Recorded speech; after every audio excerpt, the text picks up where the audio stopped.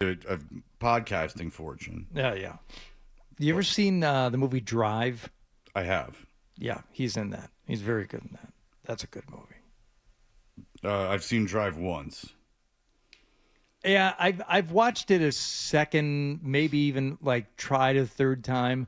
It's it's very moody, almost a little arty at times. But I like it just for Albert Brooks playing a bad guy. Albert Brooks never got to play a bad guy. Oh, here we go. But I like Albert Brooks. He's Albert my Brooks.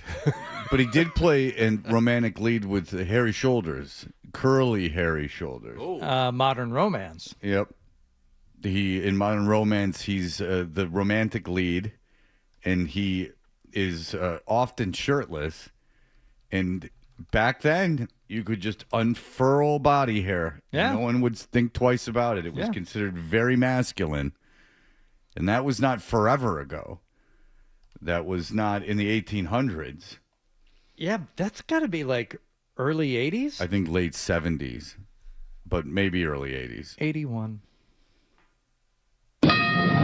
Thank you. It's just, I'm going to keep track of things today. Okay. That line of demarcation between 1980 and 1979. I said is early 80s, and you said, I'm certain it was late 70s.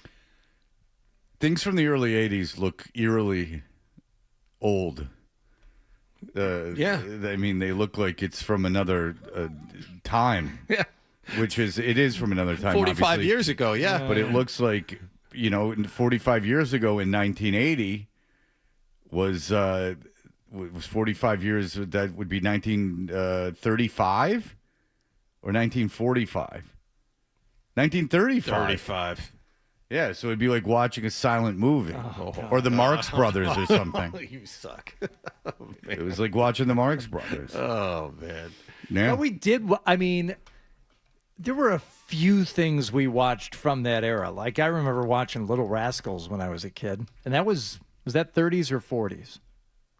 I mean, either one. I mean, take your pick. I watched the Marx Brothers. I liked the Marx Brothers a lot when I was a kid, like a little kid. I did enjoy those films. I never liked the Three Stooges. Stooges, man. Even they were in reruns when I was a kid. Boy. I bet they probably still are. Yeah. But I never thought that was funny. By the way, Cannonball Run, 1981. So, But I don't remember that being in the theater. You do, but Yes, I don't. It's true. okay, so I found Cannonball Run is tough to find, or at least like a year ago, it was really hard to find, streaming anywhere. Mm-hmm. And I found a YouTube version of it. And I'm like, oh, I'm going to sit down and watch Cannonball Run. And, cast it onto the TV. I'm sitting downstairs. I'm like, I'm going to settle in. I'm not going to ask anyone to watch this with me. I'm just going to be in my happy place for 90 minutes here. 10 minutes I made it. It's slow. Like for a movie about a cross-country illegal road race, man, does it move slow. Cannonball. Yeah.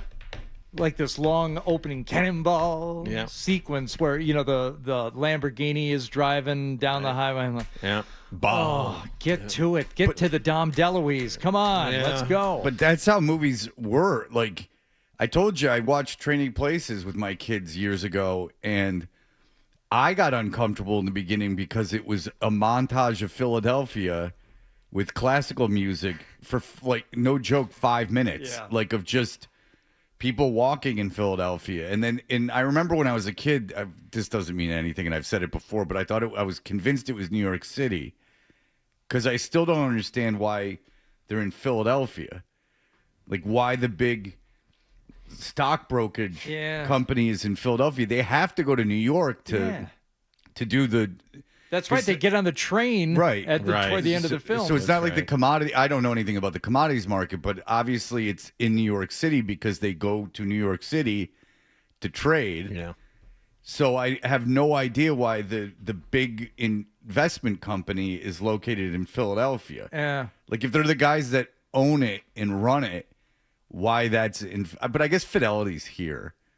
I don't know. It is, but I was confused by that in movies too. Like in Ferris Bueller's Day Off, don't they go to like the Chicago Stock Exchange? It's NASDAQ. One day? They go to NASDAQ. Well, I mean, like what? Oh, that's in Chicago? Yeah, NASDAQ's in Chicago. Oh, I didn't know that. Yeah.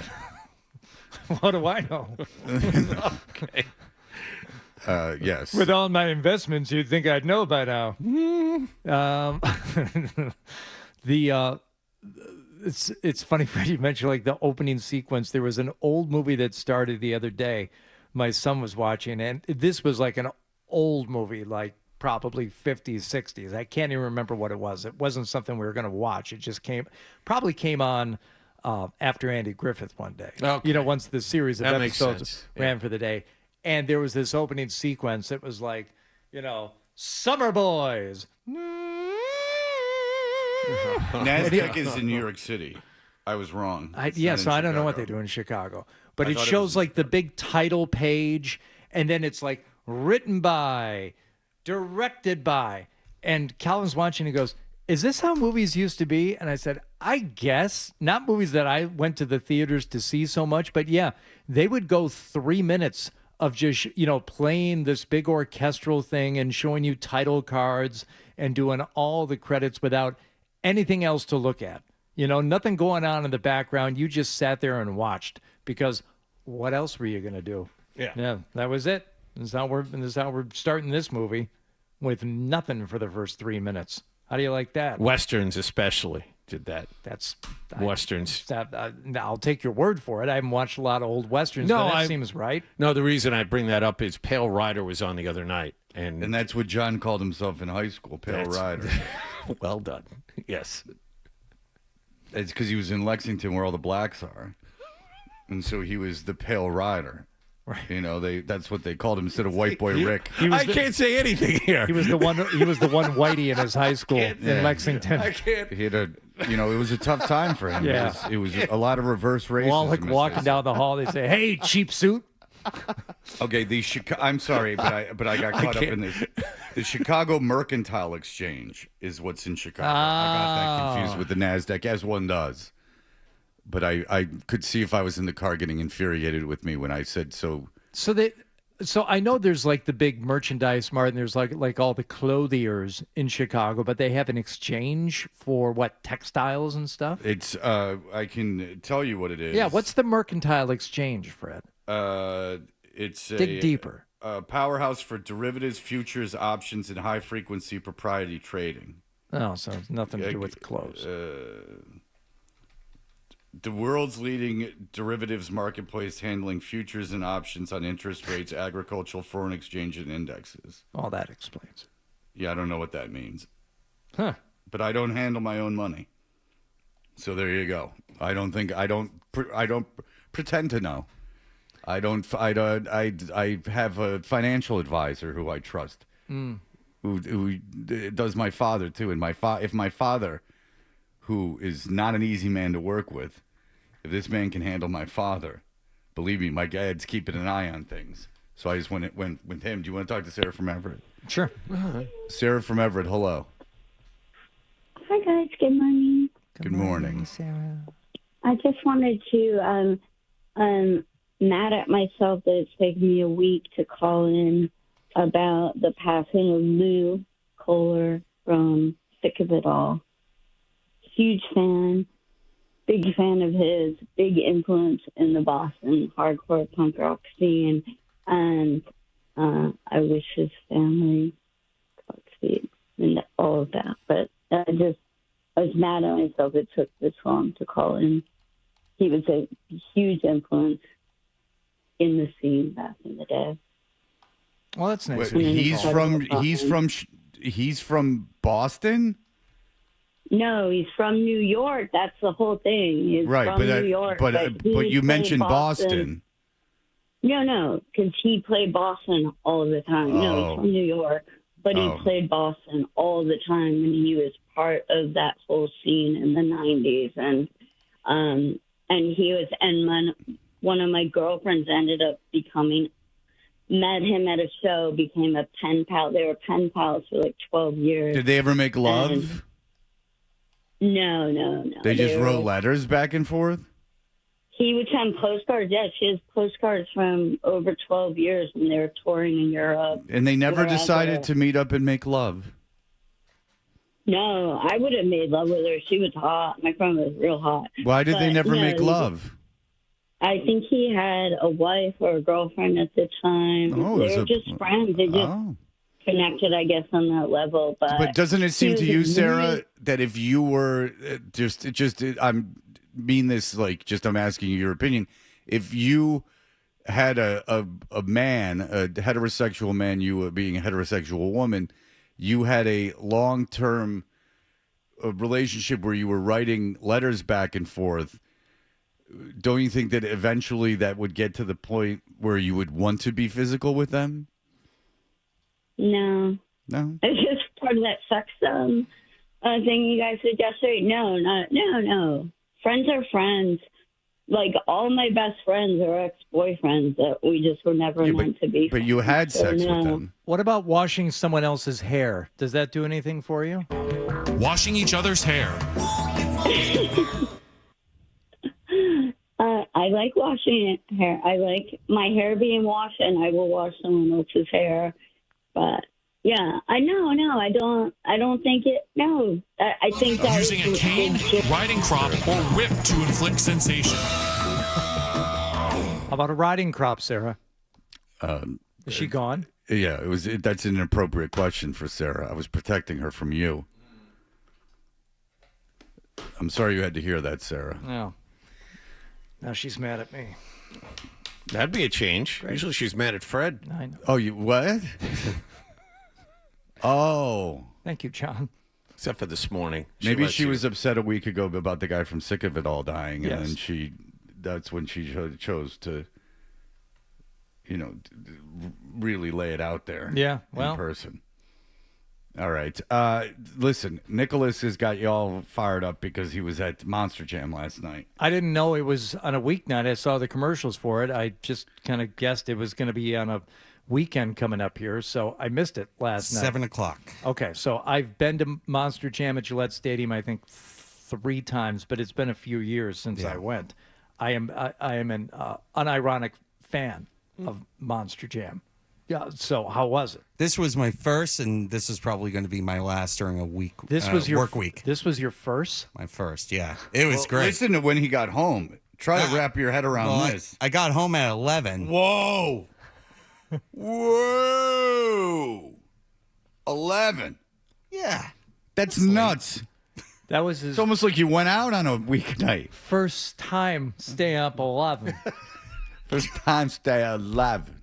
Sound like that. Who did you take? You thought he was going to say 1 a.m. or something. Like he was like, he's like, oh, I was out at Monster Jam last night.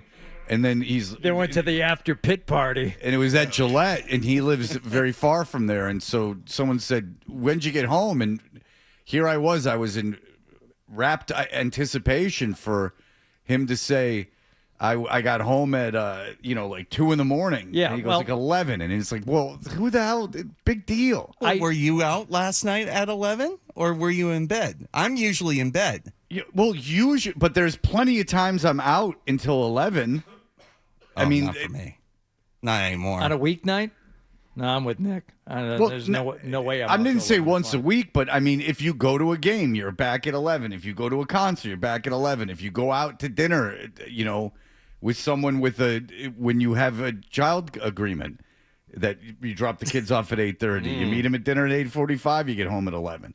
If you have a guest over, you don't go to bed until 11. I mean, there's a lot of times that this is going to happen, Nicholas, as you start to spread your wings and fly. Yeah, I know. I don't see. No. Yeah. What time did you get up? I wake up at 3:30 in the morning. What time do you leave the house? Like 3:45. Oh. Yeah. How long does it take you to get here? 25, 30 minutes. You get here at 4:15? 4:15. Yeah. Yeah. Why? Whoa. Because I have audio to cut. There's a lot of prep work before the show. Before the show. The show. You should take linguistic lessons before the show. Can you get Rosetta Stone for English? It's almost like he talks like a baby. Well, it's worse when I'm worse when I'm tired, so it comes out more. So Okay. So you get up at 3:15 in the morning. Well, that's 3:30 in the morning. Yeah. That's impressive. That's no fun. I didn't know you. No, it got isn't I fun. didn't know you got here at 4:15. Yeah. Yeah, I do. Ryan, is it necessary that he get here at 4:15? Yeah, because you were in that same chair. Well, he's probably getting. I mean, technically no, but he's getting used to it. So he probably needs some more time, just as he's getting used to it. Well, it's very admirable that you get here at 4:15. I like that.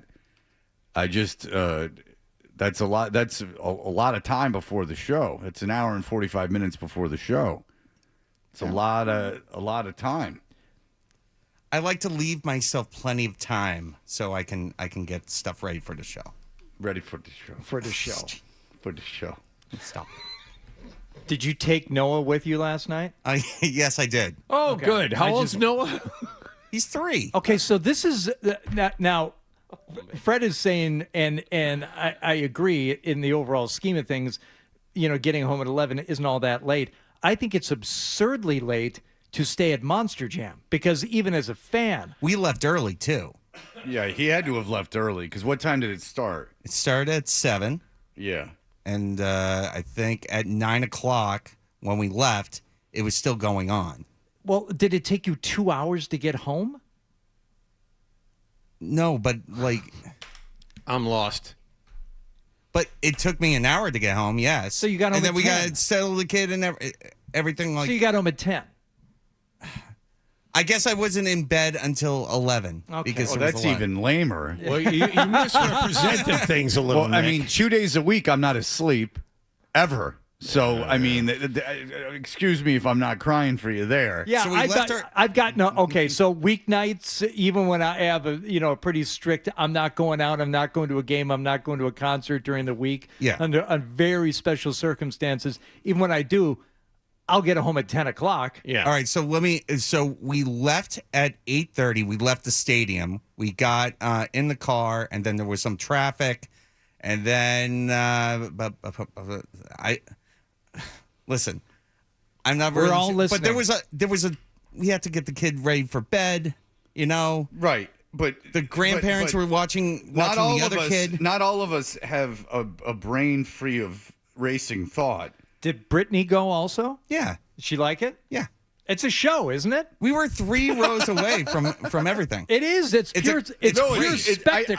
I don't deny that. It's your enthusiasm that I'm chuckling at. It's just it's something. It is. I don't doubt it. I would go to Monster Jam. You've never yeah, gone? you It's pretty great. It's No, I've never gone. Let me tell you what My Monster kids Jam are going to does. go to college. They're like it's like good porn. They get to the effing, right? Yeah. It's like there's not a lot of pomp and circumstance. It's like they do their opening, they do a big flashy thing, and it's like, all right, we're gonna race these. They do the racing first, right? The two go like side by side. They lap around and come back. Then they do skills the next. Is there a point where a bunch of cars land on one car? No. No, but you're. Because you said it was like porn. Like a big car orgy. But if one Hey. of them, one of them like flips over, it's not like, oh, let's take care of that. No, they get like a big piece of machinery out there. They wrap a chain or a strap around that thing. They Yeah, get it it's up, like it has a big hook and it hooks onto They the monster truck and drags park it out. off to the side. The guy might still be in there. It's like, we got to get you off the track. Fred, We're it's not sending too 2 late. more. You can bring your son. Go to a No, monster it's too truck. late to bring my son. My son, very few things that he wants to do without friends now. It's very sad. One more question. How about that crowd? It's a very diverse, very interesting crowd. Oh, yeah, it's very diverse. There's a Vice magazine thing where the guy, this is from 20 years ago, where the guy takes acid and goes to Monster Jam. And he finds it none too pleasant. Well, I last time I went, I texted a buddy of mine who was in law enforcement. I said, look, I don't know what you're working on right now, but I said, every meth kingpin in New England is at Gillette Stadium right now. So if you're looking for anybody, I can do crowd shots for you. I can stand a post. I mean, there's a lot It of was there's a lot great of people people like watching. Nick. There's a lot of people Great like me, people watching. and there's also every one of those people also, and many of them super pissed off because it ain't cheap. And Yeah. they got their kids with them, and they all want the stuffed monster truck. They want the El Toro Loco souvenir cup, and everything's $30. You go and spend all your money at that place, but worth it. That's a hell of a show. All right. Well, listen, that is a good time. I would have done that. I would have gone and seen Monster Jam. I know we weren't invited. But Nick wasn't in sleep until 11 o'clock, which is, I mean, After walking out of Gillette Stadium at 8:30. 8:30. I mean, you misrepresented this just a little bit. there was a night this week that I complained about it on the air. I didn't handle it well, but I don't even know if I went to sleep. Yeah. We live an hour away. It's much An hour? Wow. Which means I'm going to be in Orono, Maine on Sunday and Monday. It takes me an There's hour to get home from the traffic. airport. 2 or 3 times a week, I'm at Bryant driving an hour back. I'm not home until 10:15 or 10:30. I mean, Jesus, my son this summer has probably put 5,000 miles on his car, driving to Connecticut and driving to Quinnipiac back and forth 2 days in a row. Get out of here with your hour. Believe me. I live an You're hour very away. It took little, longer for me. very little. Well, that's your decision. Very little sympathy for you when it comes to certainly me. The amount of driving. I'm going to be in Orono, Maine this Sunday and Monday. Scenic. Orono, Maine. Well, I'm flying. And now it looks like there's going to be plenty of storms on Monday, so I'll get back no problem because you have to fly through New York. Oh, good. You off on Monday? Yeah. So, so I will be. Did you just say yes? I'm going to be out? Have Nick co-host so Hardy can just talk about how he says things. I would really like that. That'd be good. I think you'd like it for a half hour. Who's in for you on Oh, Monday? under on that. Ryan. Yeah. Ryan Johnston. But don't worry, he's doing headlines, John, so you get to sit in another chair. Oh, good. Which I know you enjoy. Yes. You do. You get very animated when you're in the other chair. All right. We'll be back in just a moment. Some controversy last night during the Red Sox game, even though we won't tell you what happened. Mm-hmm. All right. We'll be back in just a moment. Stay tuned for more Toucher and Hardy on the...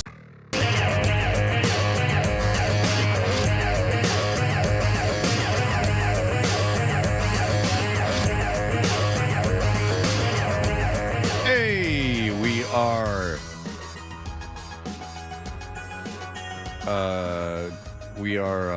How do you pick the guy? You just click on them.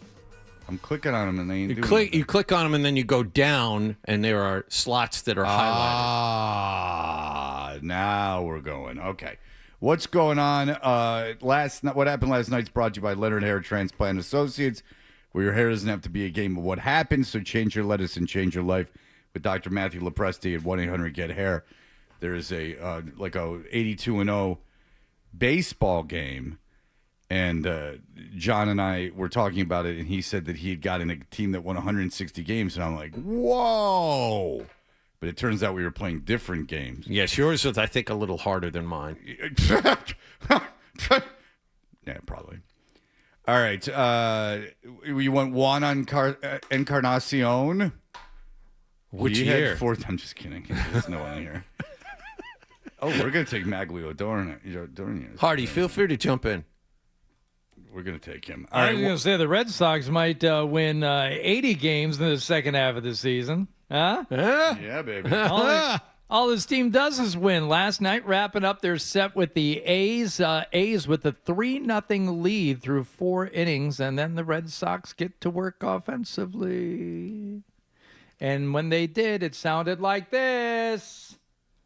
Ryan Beaton. First pitch. Zidane past the dive of Tommy White at third. Monasterio scores.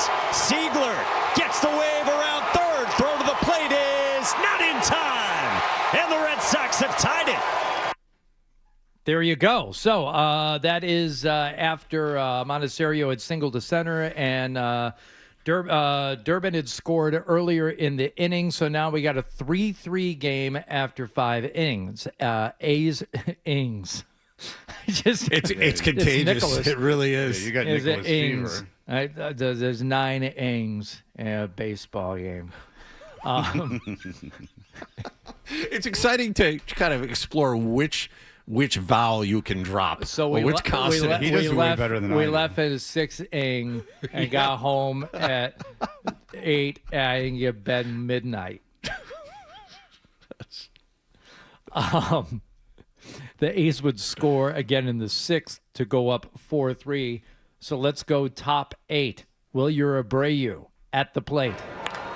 Abreu strikes it well. Center field. Butler back. Tie game. Right on cue. Wilyer launches. He went back to that changeup. Talk about how important this guy is for the lineup. I mean, the quiet offense the first 3 games, and so far here in this one, he just had a tough week here in Sacramento, but stays back on that pitch there, drives it to center field, ties this thing up here in the 8th. Okay, that's fun. Wilson Contreras, very next batter. I wonder what'll happen. And now Wilson Contreras launches. Back to back for the lead. You gotta be kidding. Don't hang it. That was leaned on. That ball landed in left center field. I looked down. I don't think Wilson was out of the dirt yet. Been saying it all week. Boy, I'd love to see him get a hold of one here because the ball flies. He got a good look at it. Medina coming in. A couple of bombs. Funky cold. And that is it. The Red Sox would hang on to get the win. 5-4 over the A's. This streak continues. Red Sox now. Let me double check their record here, John, because I was thinking to myself, God, they got to be at least 5 games above 500. 6. 57 and 51. The reminder, they were 32 and 46 at one point. I mean, we talked about how incapable they were of winning games when they fell behind. This one from Gabrielle Starr of the Boston Herald. They lost 33 of their first 45 games when the other team scored first. They've won 9 of their last 13. Yeah. I mean, and the two guys that were slumping hit back-to-back home runs for you. Sonny Gray wasn't good last night. He's been good all year. He was not good last night, and they still won. It's remarkable. So, and also, and I apologize if you said something similar to this, but I was just double checking. The team that would lose a game if they went down a run in the first half of the season have come from behind in 8 of their last 12 wins. Yeah. I said 9 out of 13, but close enough. Yeah. It's unbelievable. So there you go.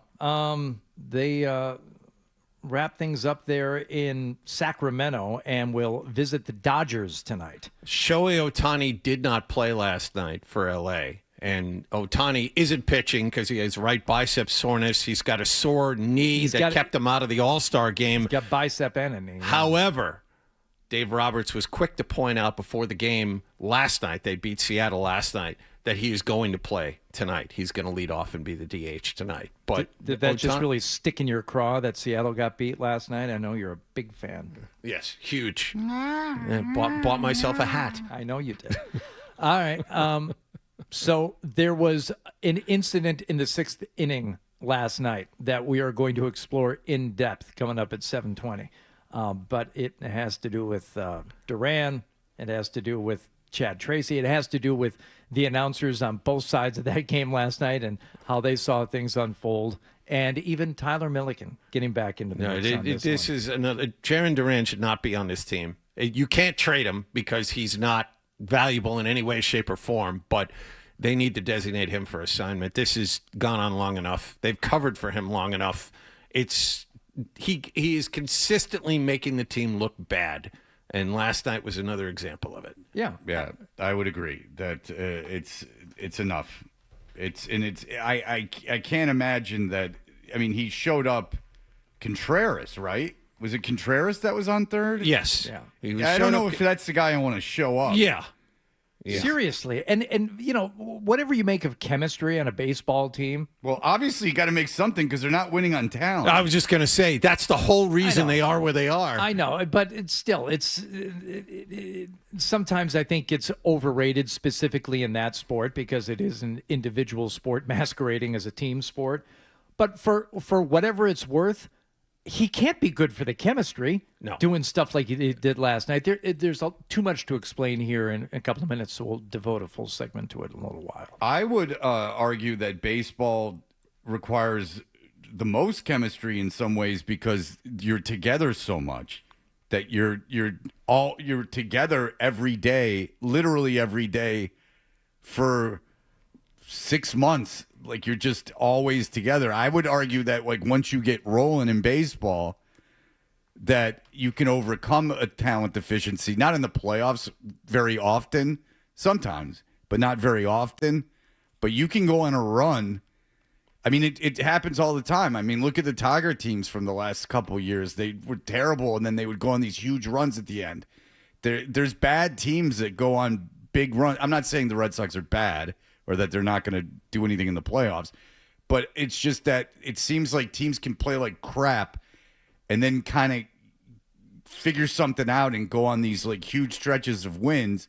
And it kind of like is when your pitching falters, you pick it up offensively. When your offense falters, the pitching picks it up.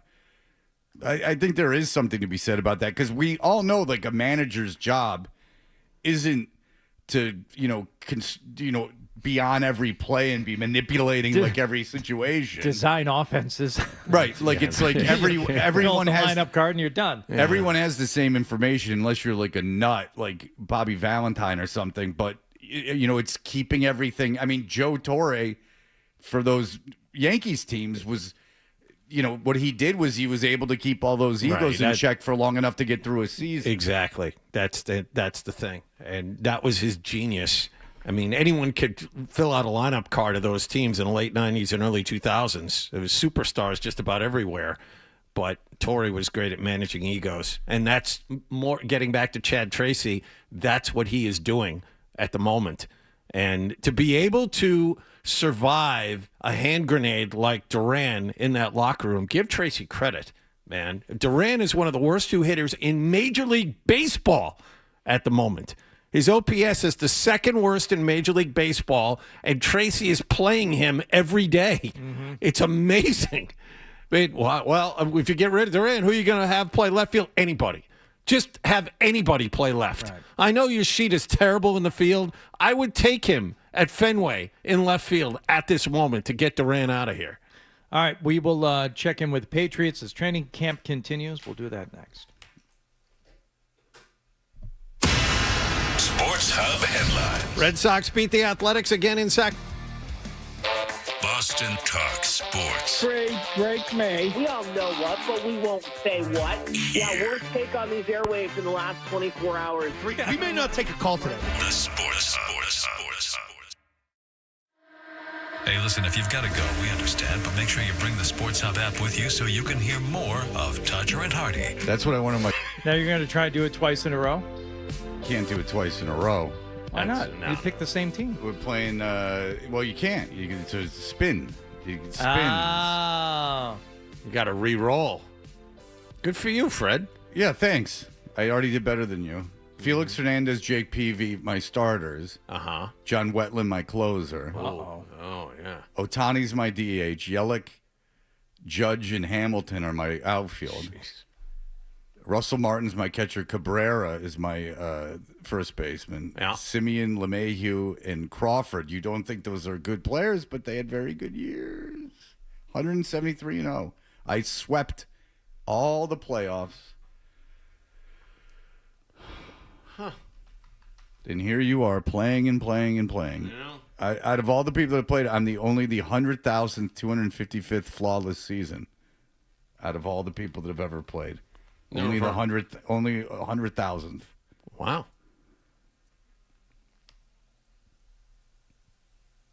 All right, so the Patriots continued their training camp yesterday. Here's Mike Vrabel talking about Christian Gonzalez. Christian Gonzalez looked so far, and do you anticipate him being a full participant today? I don't think his participation is going to change. I haven't heard anything, I thought he's come out and looked good, looked exactly how we would expect him to look, and came in ready to go. All right. So Christian Gonzalez reportedly looking very good yesterday, winning a lot of his matchups. And, Yeah, I don't know how much more I can hear of. It's not a thing against Vrabel. I just don't know how much more I can hear about it. Him talk about things that are the same every day. Well, every I day. challenge you because we have 12 more cuts to get to, including some more 3 safety looks, which is when we tapped out of the press conference yesterday. Yeah, that was time to stop. I would argue the entertainment of that. Yeah. How about this? This is what people actually do want to know about. Drake May to A.J. Brown. How is it going with Drake and A.J. Brown? I know when we spoke to A.J. earlier, he was talking about, getting to know Drake, getting to know the offense.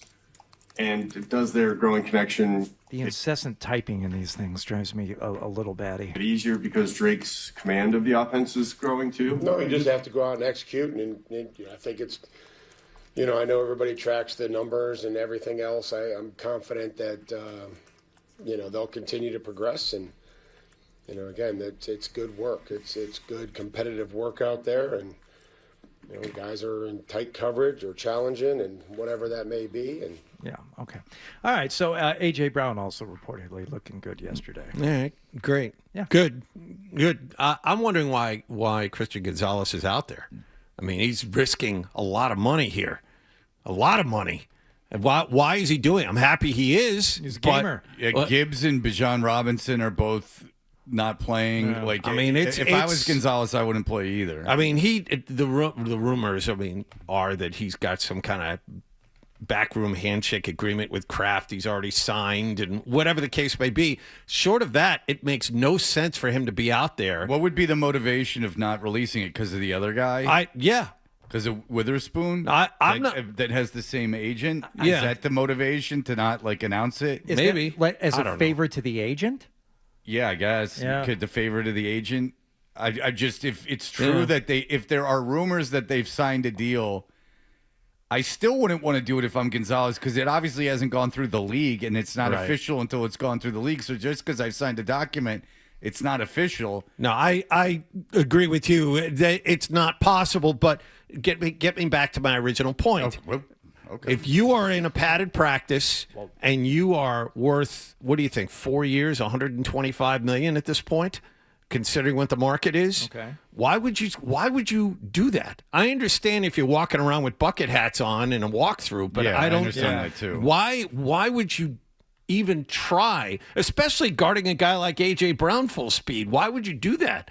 He's looked good, and he's supposedly one of the best 5, maybe one of the best 3 cornerbacks in the league, but it doesn't make any business sense for him to be out there. Would you ever wear a bucket hat? No. I don't think I would either. Unless I was singing, "You got the music in you, don't let go." Yeah. He had a bucket hat in that video, and they were running through the mall causing all kinds of pain. I think the only time I ever wore something other than a ball cap of some kind was at an outdoor festival in Vegas where we were going to be outside all day. I'm like, okay, I need some coverage. And I did find like a cool looking hat and an Army surplus. It was almost like it wasn't quite a Crocodile Dundee. It wasn't a cowboy hat style, but it had some form to it. It just wasn't the straight up floppy bucket hat. Mm-hmm. But beyond that, no. You see him often enough to where I think that's a choice. That's a choice for that person. But not Seems for like me. it kind of. I mean, women wear them because they have to protect their faces from the sun. My daughter wouldn't leave the house 2 days ago when it was pouring rain until she put her sunblock on. I'm like, would you stop it with that? You can still get UV rays. Her mother's got her convinced that she cannot go outside without, her sunblock moisturizer. These two broads. Okay. Did they get the Botox? Yeah, my daughter, 19. She's a little vain. She does get Botox. She found a wrinkle. No, She doesn't. no, my daughter. It wouldn't be very odd if she got Botox at that age. Oh, I've never heard of that. For young people, that's a thing. You can start. I mean, your face wrinkles. Might not make permanent wrinkles, but your face gets into the habit of making wrinkles. I mean, right away. Yeah. Look, I've never gotten Botox, but I don't know one woman over the age of I guess 35.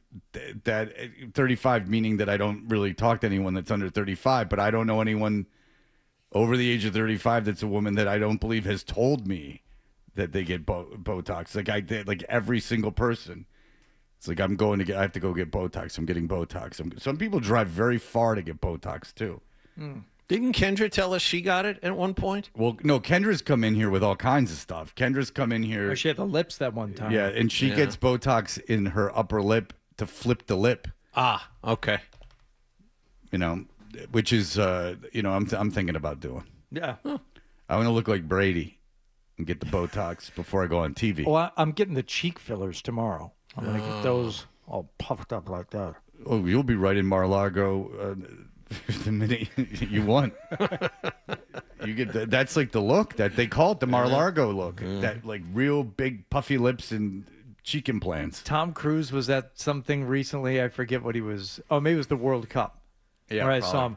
He's got so much stuff like injected into his face now, and he's obviously very fit. Yeah. You know, and a very healthy 60 whatever he Dyes is. the hair. Yeah. But stop like filling your face out because it looks puffy. It doesn't match the rest of his body. You know, whatever you're doing to eliminate wrinkles and thinking it's making you look more youthful, that's not a good look, I don't think.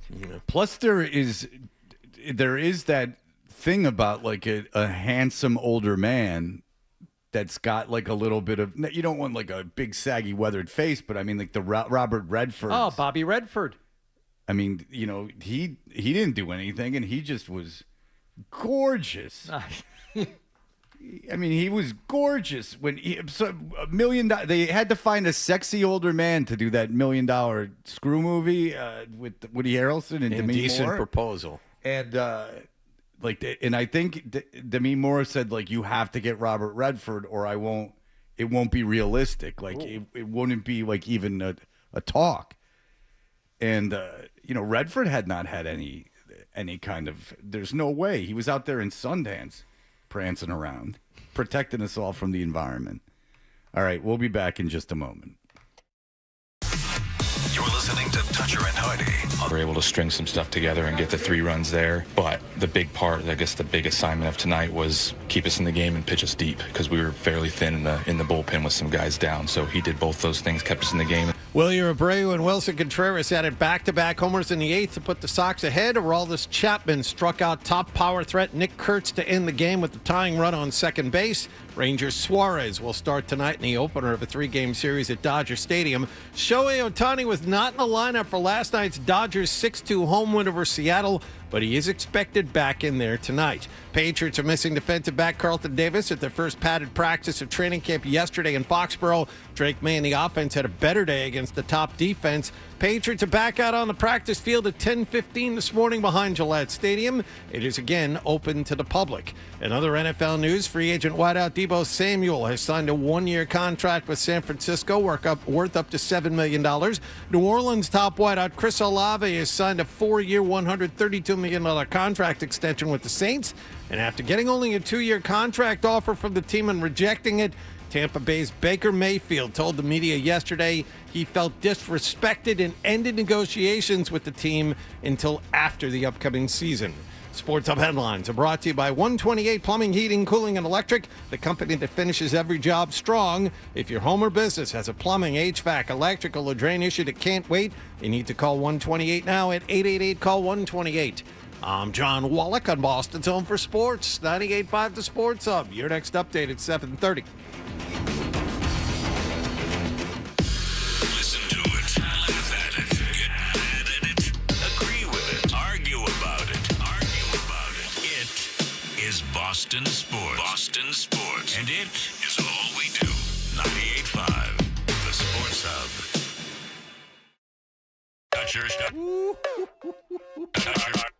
Kaboom!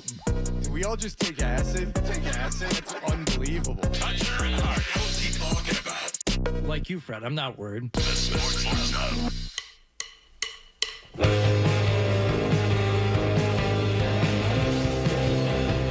We are Toucher and Hardy.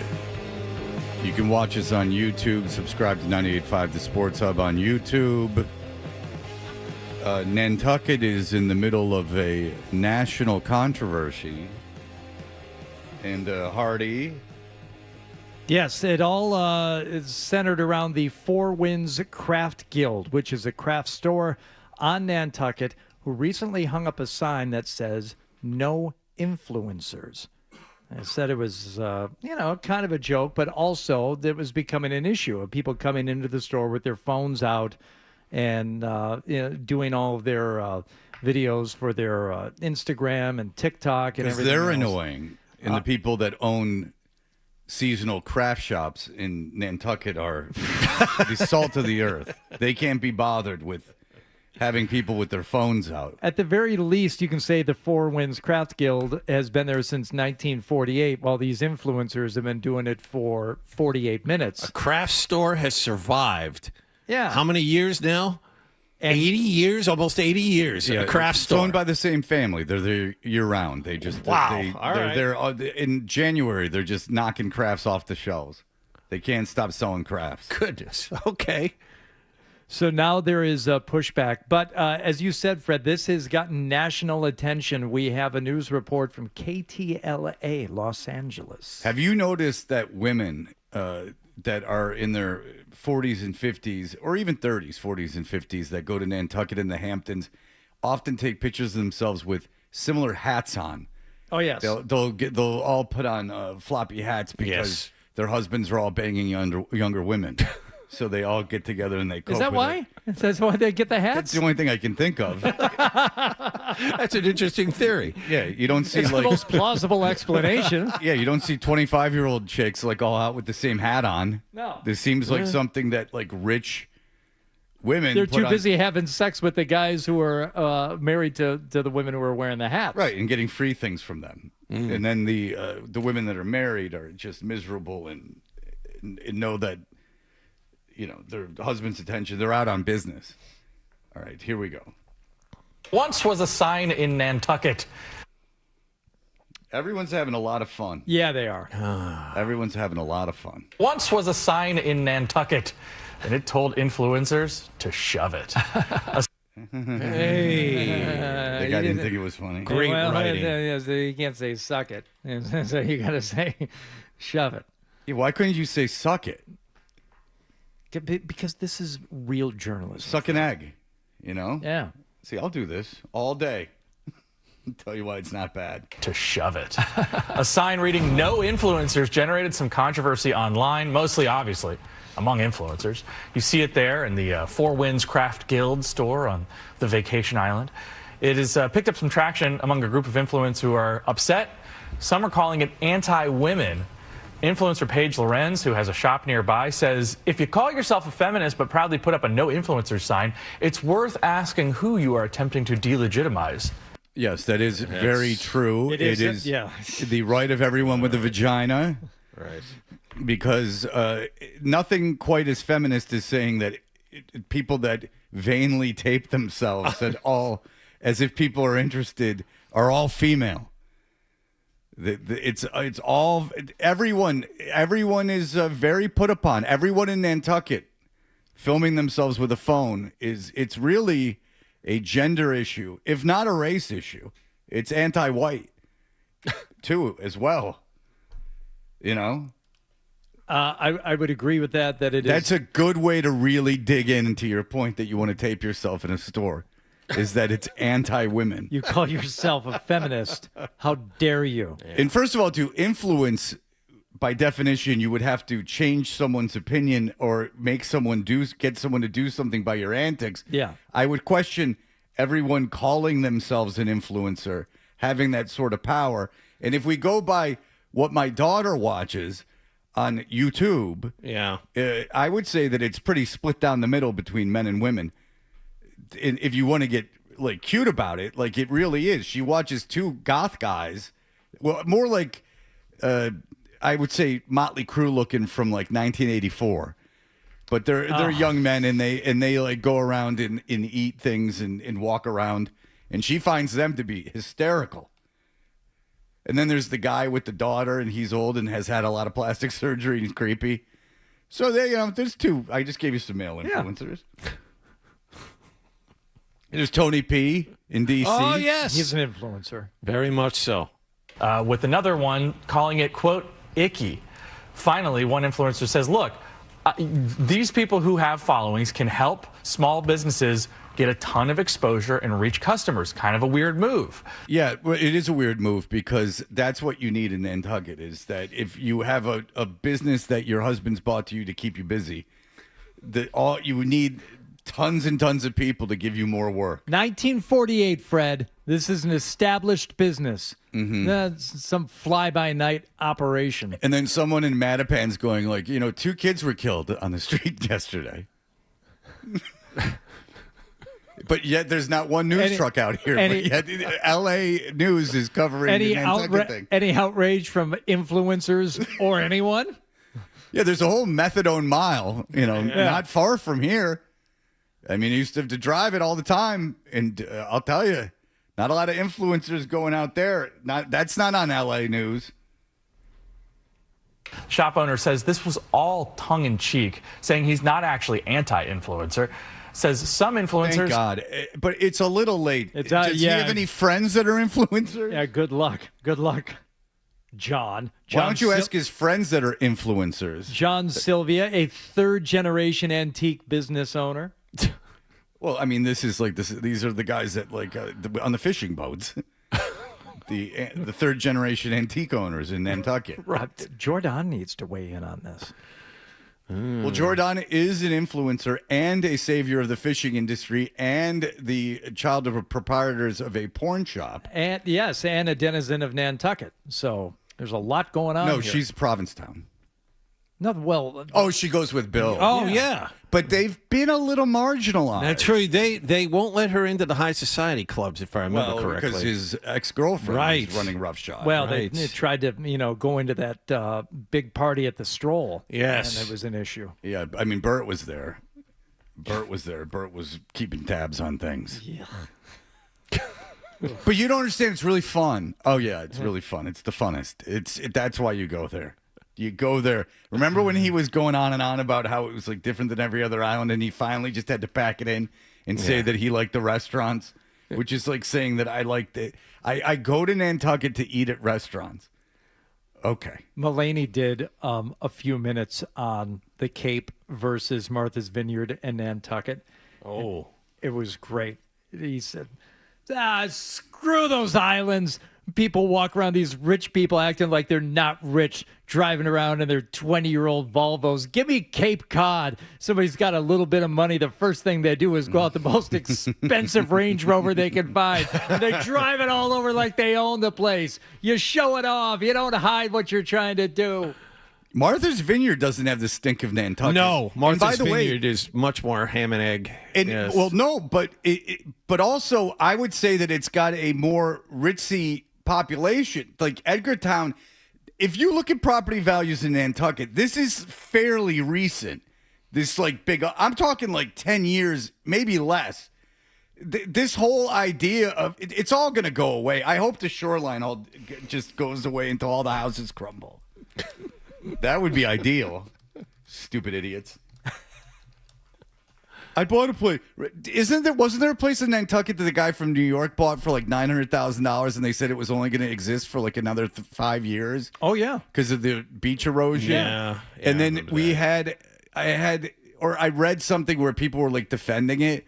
Well, if you were to rent a place, you spent $850,000, $900,000 on something that's only going to last, is guaranteed to go away in a few years. Right? I don't not exist.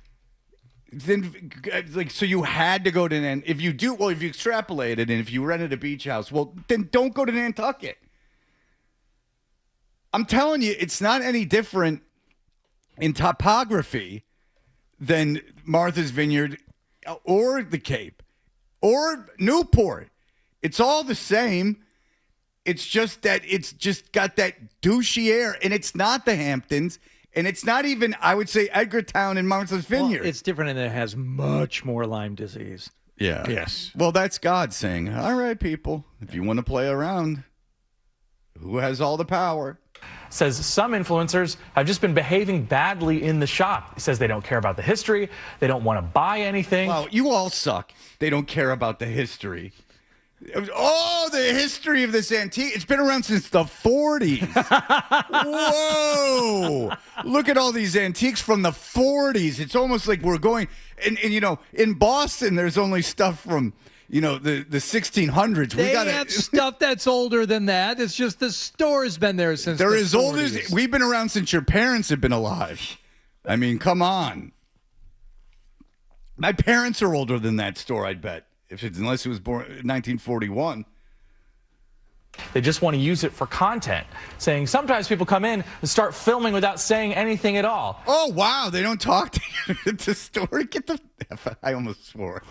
Get the F out of here. You got to talk. Who the hell wants anyone to talk to them if they're working at a store? No. That is a big social the faux pas that Americans commit more than anyone else. When you walk into a store, especially a small store, it is customary, and Fred, you've gone to Europe, you know this, you're supposed to say hello to the people in the store when you enter, and then you're supposed to say goodbye and thank you when you leave.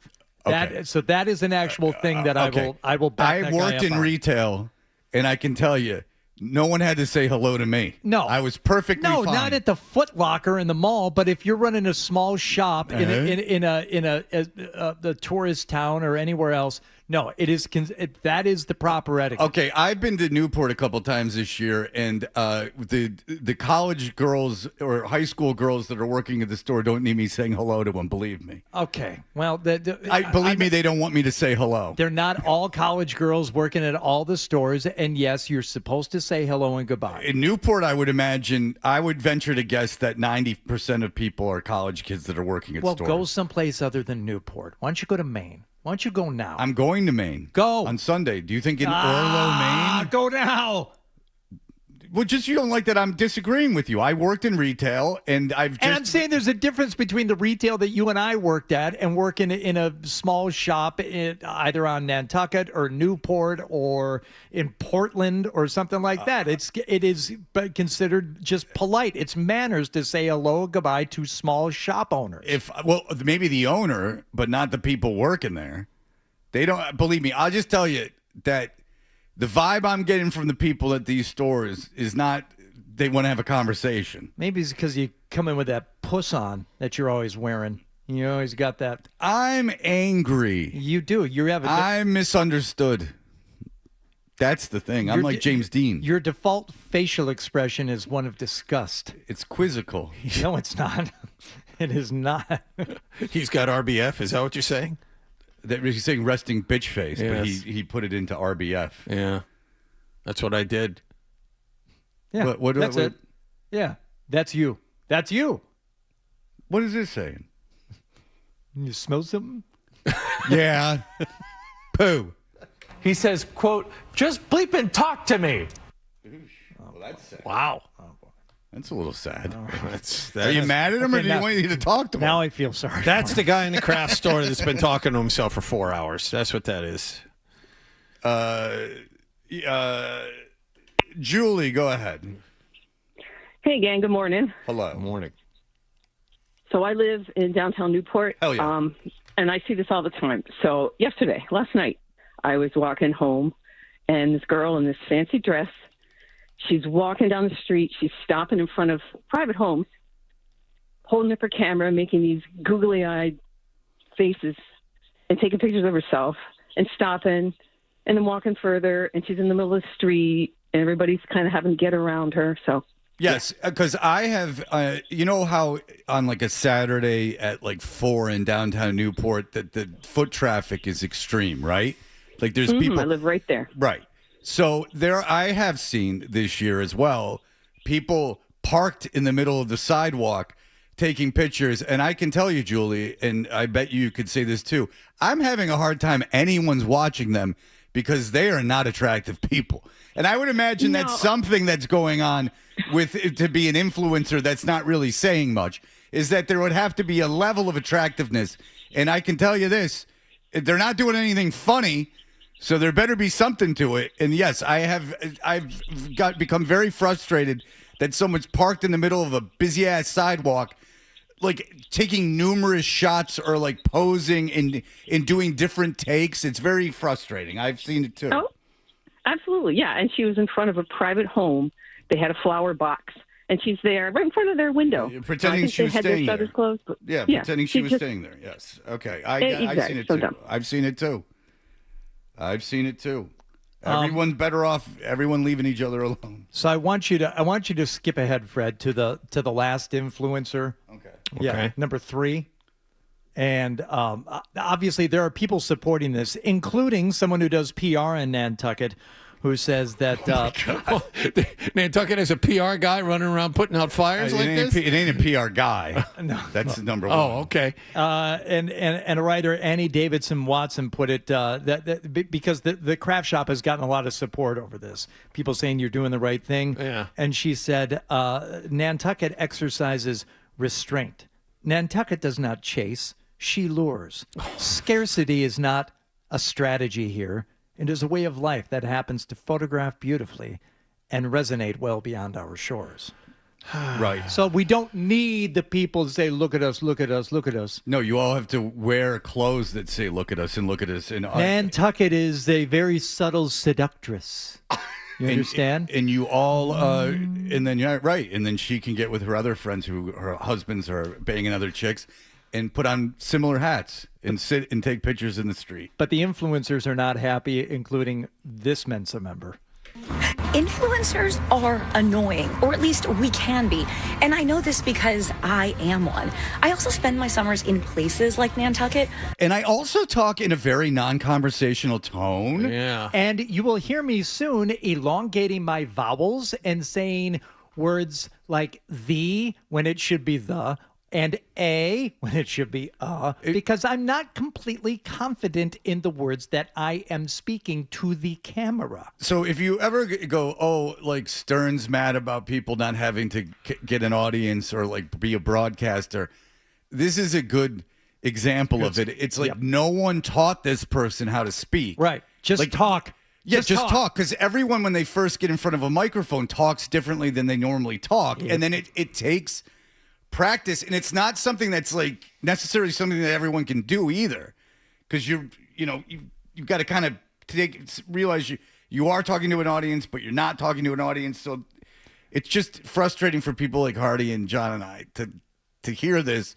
It is old man yelling at a cloud a little bit, but it's just you want to just grab someone and just go put her in a TV station and have like the guy who's in charge tell her how to speak. Montauk suffers from the exact same thing. Please stop confusing bad manners with an entire profession. Please stop talking like your parents are going to wake up. I mean, Jesus Christ. Speak in a regular tone. My God. I've been like a lot of places, like Montauk. I've been a lot of places. You got to play it because she talks about how she's like summers in Nantucket, and then she talks about Montauk. But Jesus! And as a society, I do think we all need a little manners refresh. So why not put up a sign that says no photos, but no influencers? That is not a policy. That is a cheap shot. You would never put up a sign that said no podcasters or no investment bankers. I would. And I can tell you this: you're not a special interest group. You've chosen to be a podcaster. You're not black or gay. You've chosen to be. You've chosen to film yourself and by the way, film yourself publicly. This is ridiculous. At least people that like complain about like being on bicycles could die. Like, I mean, Jesus Christ. We're so marginalized, the influencers of Nantucket. Just stop. Oh my God. You would be accused of discrimination. Oh, I can't listen to her anymore, Hardy. I'm sorry. Do you want me to play it? No. She's driving me crazy. No. We've heard from both. Please stop. Discrimination. This industry has fundamentally changed how consumers discover shop, and trust. Oh, and let's also... Oh, my God, I hate you. Yeah, including the first restaurant my daughter worked at that gave away so many free meals to influencers that led to their demise and did absolutely nothing to get new customers in the door. And they would just come in there and eat free food and post about it, and they still went out of business in a year. Great. Thank you. Well, what you're doing is you're taking like the God shot. Like there's Starbucks that somehow finagled kids into buying Bad essentially drinks. like very bad like drinks. McDonald's orange drink. I know. And like, but like, so there's like God shots, right? Like you get one of those, but for every one of those, the ROI on having an annoying person talk about for every like Dave Portnoy doing a pizza review, which by the way, he built a media empire from the ground up. So it's not like he just started doing pizza reviews and people did it.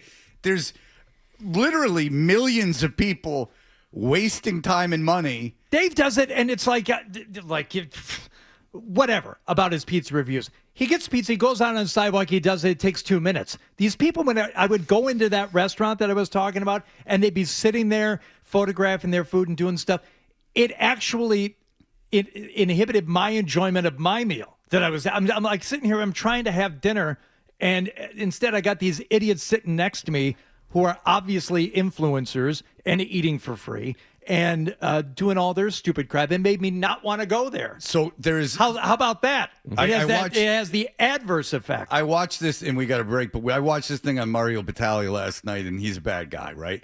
But he was an investor in this restaurant that was a bar. It was just a bar that served hamburgers. And there'd be a 4-hour wait at this place, and it wasn't because of the food, but it was because organically, like the guy that ran it got celebrities to go, and the whole point was you were not going to be photographed like inside, like there's that like street brand stuff like that guerrilla marketing kind of that organic coolness that comes from like I got certain people there, and then or like it's a place that people want to be. And I don't think that you can generate that by having regular people just film their meals. That's not the way that goes. There's like a finesse and like an art to it that you can't just pay some kid to come in and tape their meal. I don't believe it works. I know it doesn't work. The ROI on it is very, very low. But there you go. So Nantucket sucks. There's another example. All right, we'll be back in just a moment. You're listening to Toucher and Hardy. Okay, last night, your local 9, the Boston Red Sox, finished the series win against the Athletics as they head to the Dodgers this evening. And, another win. The team is very good. They will add at the trade deadline. Everything is running red hot. But Jarren Duran is hitting 195, and it's beginning to get to him.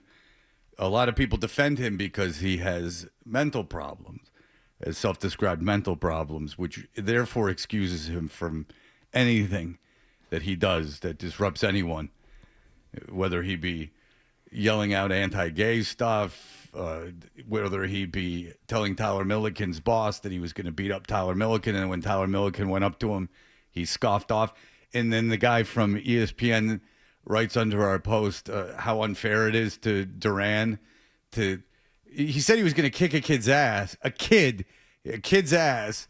I mean, not under 18, but like a guy who's an ancillary character on a podcast ass for putting a picture of him up from a game, flipping off the crowd. Yeah. And so that's okay because like he's had a rough time of it.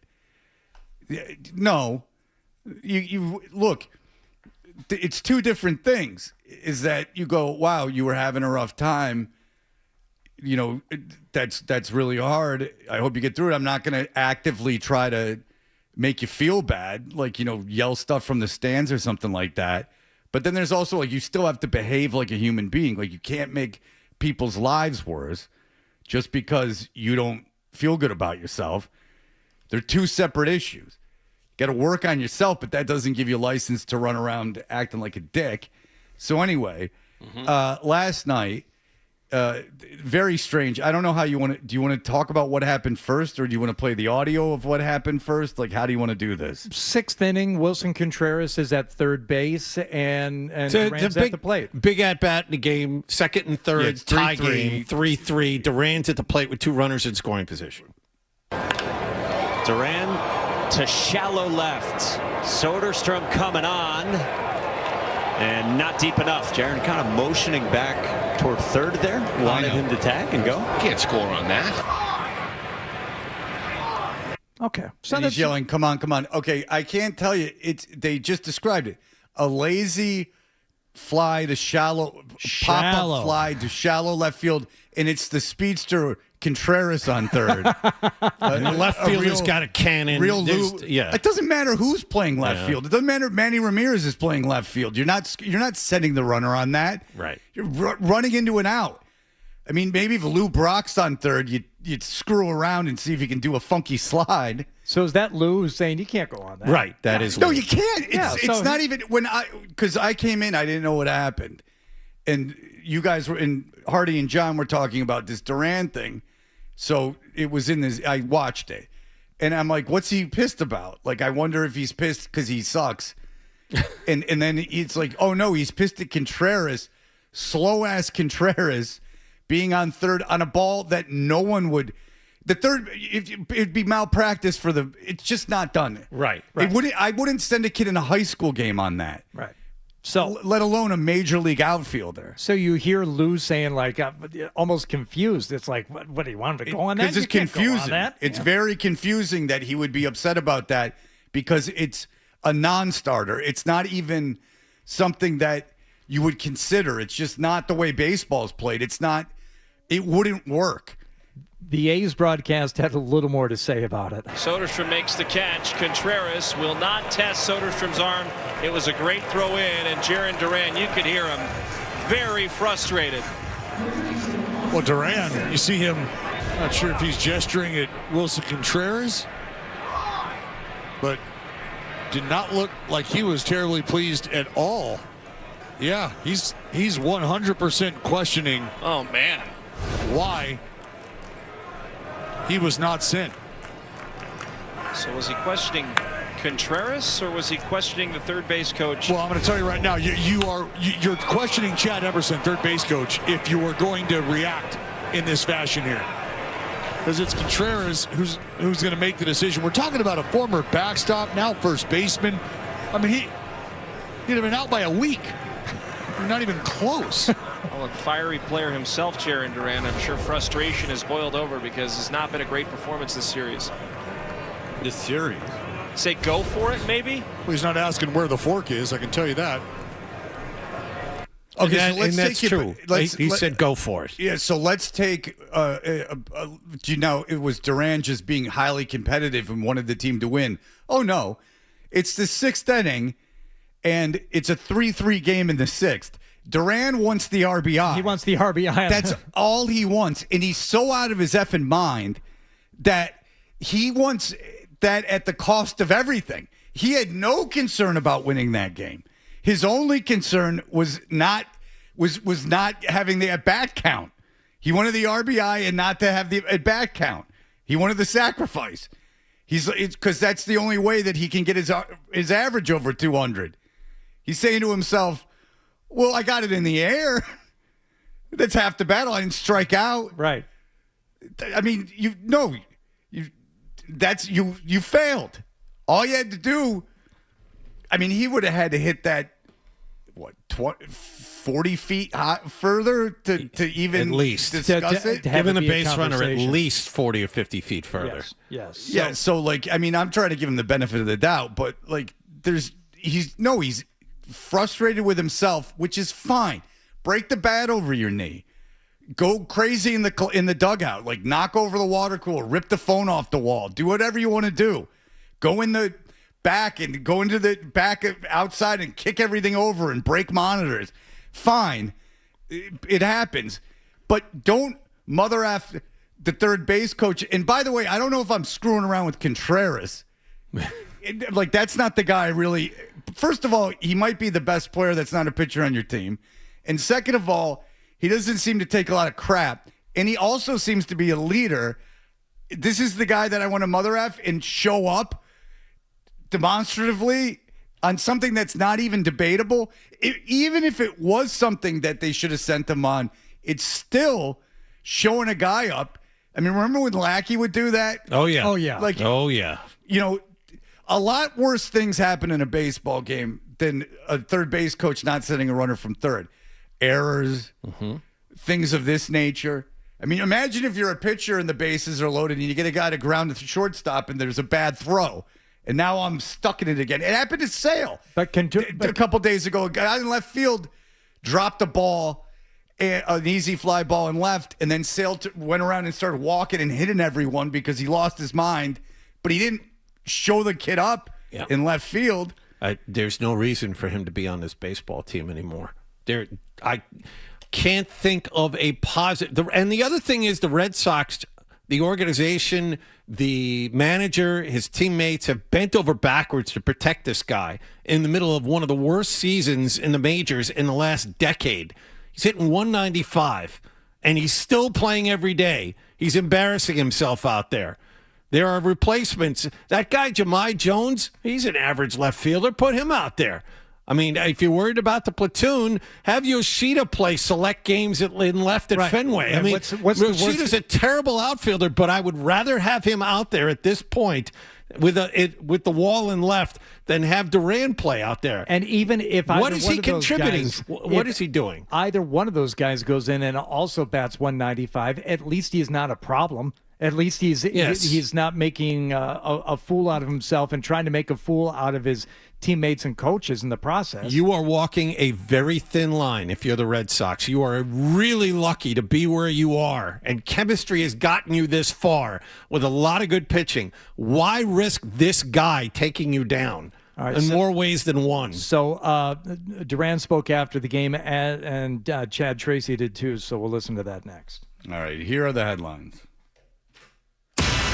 Sports Hub headlines. Red Sox got back-to-back homers from Wilyer Abreu and Wilson Contreras to lead off the top of the...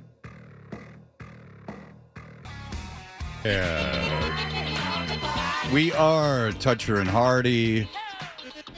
And Hardy, we talked about Jarren Duran. There was a lazy fly ball to left. Contreras is on third. It's a 3-3 game in the sixth. They don't send Contreras. It was never an option. And Duran shows up, Contreras and the third base coach, and yelling and screaming and swearing into the dugout and gesturing. If you watch the video, it goes on for a while. He's doing it on his way back to the dugout. He gets into the dugout. He's still yelling. He's motioning to third base.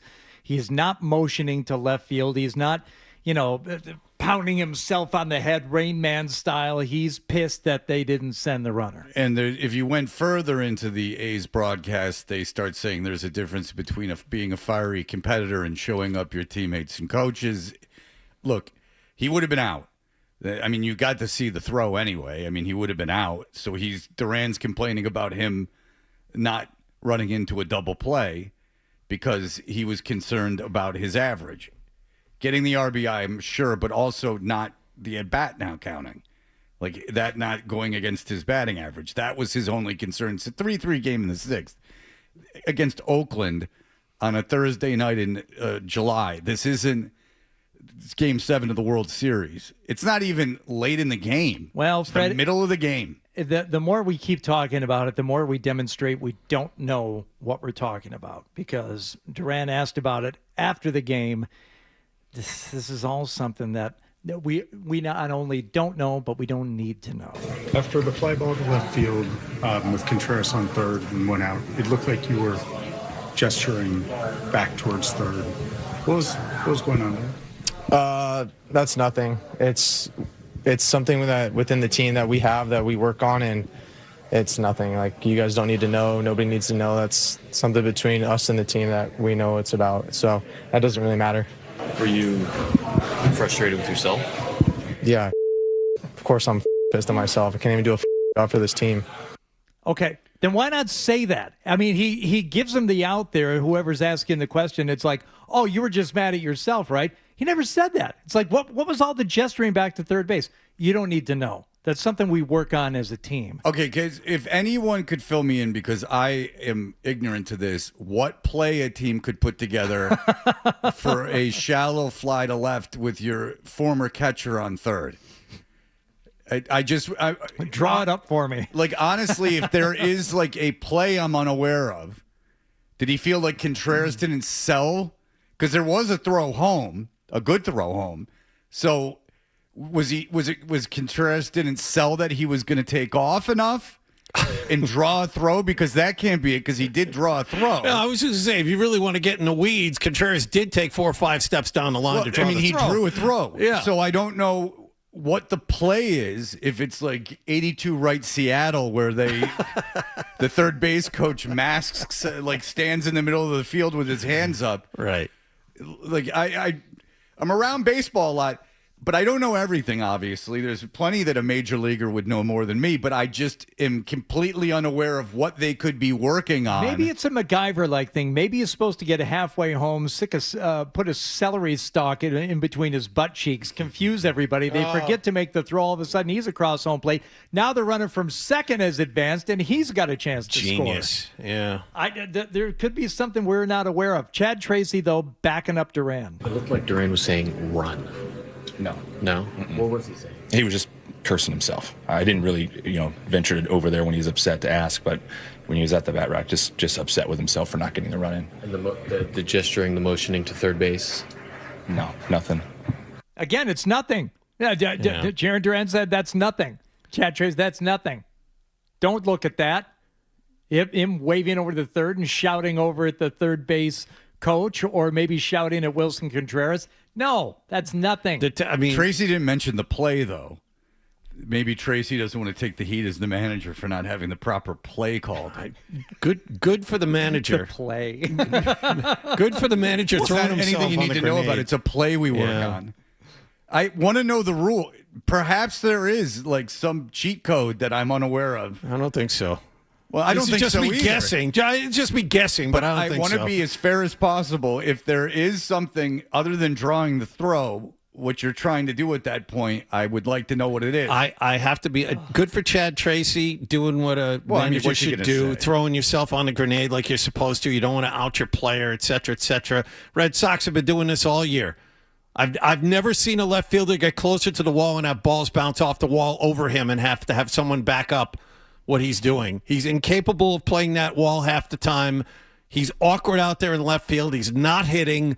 He's got the second worst OPS in Major League Baseball. The time for making excuses is over. It's time to let this guy go. Maybe he'll be successful somewhere else, but he ain't going to be successful here. There's no further reason to put him out there anymore. Is there an everyday player, and I'll count catchers, which is obviously a more important position than a left fielder, especially at Fenway, that has a lower on-base percentage than him? I think just OPS-wise, there's a guy named Ezekiel Tovar with Colorado. He's the guy with the lower OPS. Maybe he has one. No, but with the on-base, because I'm his guessing on-base based on that. I'm talking an everyday player, Right. not like someone with just like 100 at-bats, like someone who plays every day. But I am interested in, let's see here, on-base percentage. Yordan Alvarez has 432. Tovar's played 100 games. His on-base is 245. That's his on-base percentage. Okay, that's higher than Duran. Oh, God. Duran, I believe, is in the 230s. Okay. I'm going down to the bottom of Major League Baseball. Duran's 155th. Yeah, Duran's Tovar OBP is higher. It's 252. It's 252. He has the 155th OBP. Yeah. Out of the 156th What players that qualify. What redeeming quality does he possess? Is he a good locker room guy? No. Is he a good left fielder? Mostly not. Is he a guy who cheers for his teammates? Nope. Is he hitting? No. Why is he still on this team? Why would it have been the end of the world, though? And I know you didn't say this, but if Tracy would have gone like, yeah, Duran's got to calm down, and then kind of like just sent a message like, you got to calm down, like it's enough, like said it publicly. And I get why he didn't, and I'm not saying he should have, but you said he did the right thing. But there you could make an argument that Tracy at that point should have been like, it's like, I know, I got to talk to him. It's enough. Well, maybe because if they are going to DFA him, then maybe say something. I guess maybe it's a behind. Maybe I wouldn't. Tracy wants to keep everything calm. Do it behind the scenes. I know, but I'm just saying, would it have been the worst thing? I get it, and it was, and I would have done the same thing if I was the manager. I don't need to dredge it up. I got to talk to the media every day. I'm not willing to dredge that up. But if Tracy would have said, I don't know, your guess is as good as mine. I don't know what he was doing out there. I wouldn't have blamed him because then I DFA him today. I'm Chad Tracy and I'm managing for a job here. I go to Craig Breslow. I was like, look, my job is difficult enough. We aren't riddled with stars on this roster, and I have you guys in playoff position. Why are you making my life more difficult? Why is it that I have to deal with this every day? Because I'm sure what we know isn't half of what's gone on. We haven't seen every outburst this guy's had. Why is he still here? If I'm Chad Tracy, I've earned enough, of a reputation here over these last few months to be able to have that conversation. I'm sitting down with Breslow and I'm saying, I understand the trade deadline's Monday. How about making my life easier for a change? I don't have my ace. I don't have my best hitter. Why is it that you're making my life harder every day? Well, you could get a right-handed bat in left field. I mean, you DFA him, then all of a sudden trade possibilities open up, and you got another position that you can fill. It doesn't have to be a middle infielder. You can get a guy that can actually get on base too. Just get on base. It's not like he has like crazy ass numbers anywhere else. He strikes out a lot too. Yes, he does. And that's one of those things. He actually hit the ball. He got it in the air. It went somewhere. Usually he strikes out 30-40% of the time. Yeah, not good. And he doesn't have the power numbers to justify the strikeouts. Let me tell you that. All right, very good.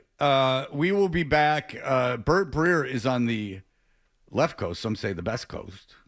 And he will be talking to us in just a moment. Toucher and Hardy, 98. The Revolution. This is Boston's home for sports. WBC FM at HD Boston. 98.5 The Sports Hub. A Beasley Media Group station. Sports Hub headline. Red Sox wound up with 3 wins in 4 games at Sacramento this week. They rallied to beat the Athletics again last night 5-4. Wilson Contreras hit a tie-breaking homer in the top of the 8th, and it was the second half of back-to-back homers to put the Sox in front to stay. The whole group is doing a really good job. The pitchers are doing their job. Sonny battled today with whatever he had, and the whole group today was with 2 good at bat offensively, and we were able to slug late in the game. Sox are 2 games up on Cleveland for the second wild card now. They open up a 3-game series at Dodger Stadium tonight. Shohei Ohtani not in the lineup for last night's 6-2 home win over Seattle, but he is expected back in there tonight. Ranger Suarez will start for the Red Sox. Patriots are without defensive back Carlton Davis at the first padded practice of training camp yesterday morning in Foxborough. The team will practice again today at 10:15 this morning, according to our own Mike Reese. The pads will be on again. This workout is again open to the public. In other NFL news, free agent wideout Deebo Samuel is headed back to San Francisco. He signed a 1-year deal with the 49ers worth up to $7 million. Also, New Orleans top wideout Chris Olave signed a 4-year, $132 million extension with the Saints. And after getting only a 2-year contract offer from the team and rejecting it, Tampa Bay's Baker Mayfield told the media yesterday he felt disrespected and ended negotiations with the Buccaneers until after the upcoming season. Sports Hub headlines are brought to you by Super Service Today. Upgrade your home with an electric heat pump system from Super Service Today. Stay cool this summer, warm all winter, and save on energy costs while reducing your carbon footprint. For a free estimate, visit superservicetoday.com. I'm John Wallach on Boston's Home for Sports, 98.5 The Sports Hub. Your next update at 8:30. This is what happens when analysts take over the games, take over the sport. This is where you talk sports. It happens all the time. The Sports Hub. Oh boy, I guess it's time for more Toucher and Hardy on 98.5 The Sports Hub. Christian Gonzalez looked so far, and do you anticipate him being a full participant today? I don't think his participation is going to change. I haven't heard anything, I thought he's come out and looked good, looked exactly how we would expect him to look. Came in ready to go.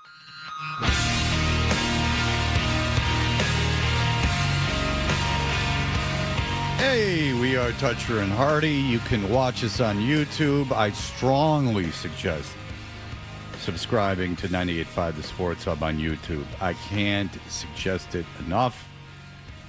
Bert Breer is working for SI, and he is out and about. He goes to many, many training camps. Bert, where are you right now?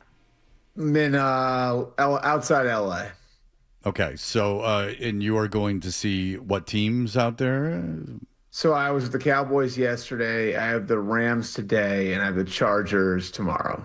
Okay, wait, the Cowboys are in California? Oxnard. Oh, okay. Yeah, Oxnard, which is like not really Los Angeles. It's about an hour and a half north. So the Rams and Chargers are basically right here. Like my hotel is close to LAX, and the Chargers are right there, and then the Rams are at Loyola Marymount, which is not far away. The Cowboys are up in Ventura County. Okay, so you had a video in Arizona where it said that it was so hot that you could fry an egg on the sidewalk, but you produced no egg. Did you? I produced no egg because I spent about like 45 seconds outside just walking from my car into the stadium, and their practice. The Cardinals training camp is definitely the weirdest one in the league. It's also a shame because I think they had the best one in the league. They were in Flagstaff, which like their practice field was on the side of a mountain when I first started doing this. But now, because it's too hot to practice outside, they actually practice inside their stadium, which is a really weird environment. But it wouldn't. I agree with them on this. I don't think it would be real productive for them to try to practice outside at their practice facility. Well, it's maybe a shame, Bert, but also a shame that you didn't fry the egg. Yeah, why didn't you fry the egg? We talked about this at length. If you're going to say it's hot enough to fry an egg, and I'm not calling you a liar, but I think there is an element to prove it. I think there's an element to paint off the tease. I guess if I'm guilty of anything, it's using a really worn-out old cliche. There it is. So I apologize. Okay. But I actually did think you were going to fry an egg, and that would have actually. I'm not joking. I thought he was going to fry an egg, and I thought it was going to be cool looking. And then you just said it was hot. No, I should have tried. Well, I am going to Vegas on Sunday, so I guess I could try it there. I swear to God, if anyone fried an egg on the side of the road, or at least tried, I'd watch it. I really would. Do you guys want me? Seriously, do you guys want me to go to like a 7-Eleven, get eggs and crack an egg? I do. Yes, please. I would. You're in Vegas on Sunday. Yeah. I'm telling you, as a friend, I actually think that it would be good. Will you tag us in the video, please? Yes. I'm not doing this as a place of. I mean, you can tag us or make us collaborators, but you don't have to. I'm saying that. But no, in all seriousness, watch. If I see anybody saying I can fry an egg on the sidewalk, even if it doesn't work, I'm watching it. I'm being serious too. I'm not being sarcastic. I'm actually curious. Yeah, I'm mildly curious what would happen with the egg. I don't think it would actually fry, but I do wonder what would happen because it does feel that hot. In Vegas, you got a chance. You hit the sidewalk or the right piece of pavement at the right time of day. Mm-hmm. You got a shot at it. Even if it changes color or does anything, it doesn't have to necessarily fry. It just even has if it to turns change. like a little white, I think Right. that would be impressive. Yeah. Okay. Yeah, like that's never going to happen here. You're in different environs. I think I ask you this every year, but it is interesting that you go to all these training camps. Is there a marked difference between them? Can you tell? Not based on talent, but like who are the better run teams than the others based on what you see during the day that you're there? I mean, I'd say the answer is yes, because they have so many rules around them now that different teams approach them different ways. And so are you using the full like 2.5 hours, which is the max? Are you making corrections inside? Are you making corrections outside? Like, Seattle is interesting because they were my first stop this year. And they've had obviously two coaches now that have won Super Bowls, and Mike McDonald and Pete Carroll. And those guys did things vastly different ways. Like Pete Carroll believed in shorter, intense practices, loud music, and they didn't correct anything out on the field. They would try to create as much of a game type environment as they could at practice. And then all the corrections the coaches were going to make, they would make inside to try to keep the pace going. Where Mike McDonald is like John Harbaugh, which is long practices, less noise, less music, still intense, but like they're fixing everything out there on the field, so it doesn't have the pace that Carroll's practice has.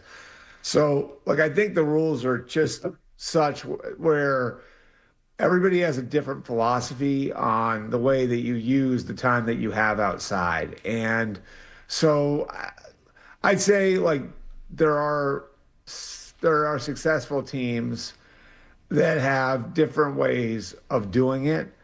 And yeah, I mean, you can see the teams that are really efficient, like you can see like the Niners, for example, even without Kyle Shanahan running the practice, a couple days ago when I was there, it's still, I mean, you can tell the way that the practice runs that he's been there for 10 years.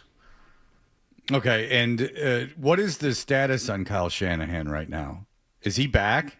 Yeah. So when I was out there, I think the best way I can describe, and sorry, Siri just talked to me because I couldn't get this thing off, but Thank you for apologizing. That we all knew something terrible was happening. Well, no, it was weird. It just the voice. We couldn't hear So it. I don't know if anybody heard that. You have him spooked. He's worried. What did I It's do? 5 a.m. here. No, I know. Yeah, so We appreciate anyway. you coming on. Thank you. No, I'd say like the best way to describe it is Kyle Shanahan watched practice. If you guys have been at a training camp practice before, he almost looked like a general manager or a front office guy would watch it, where he's standing away from the action and kind of observing and watching everything, but not really running it.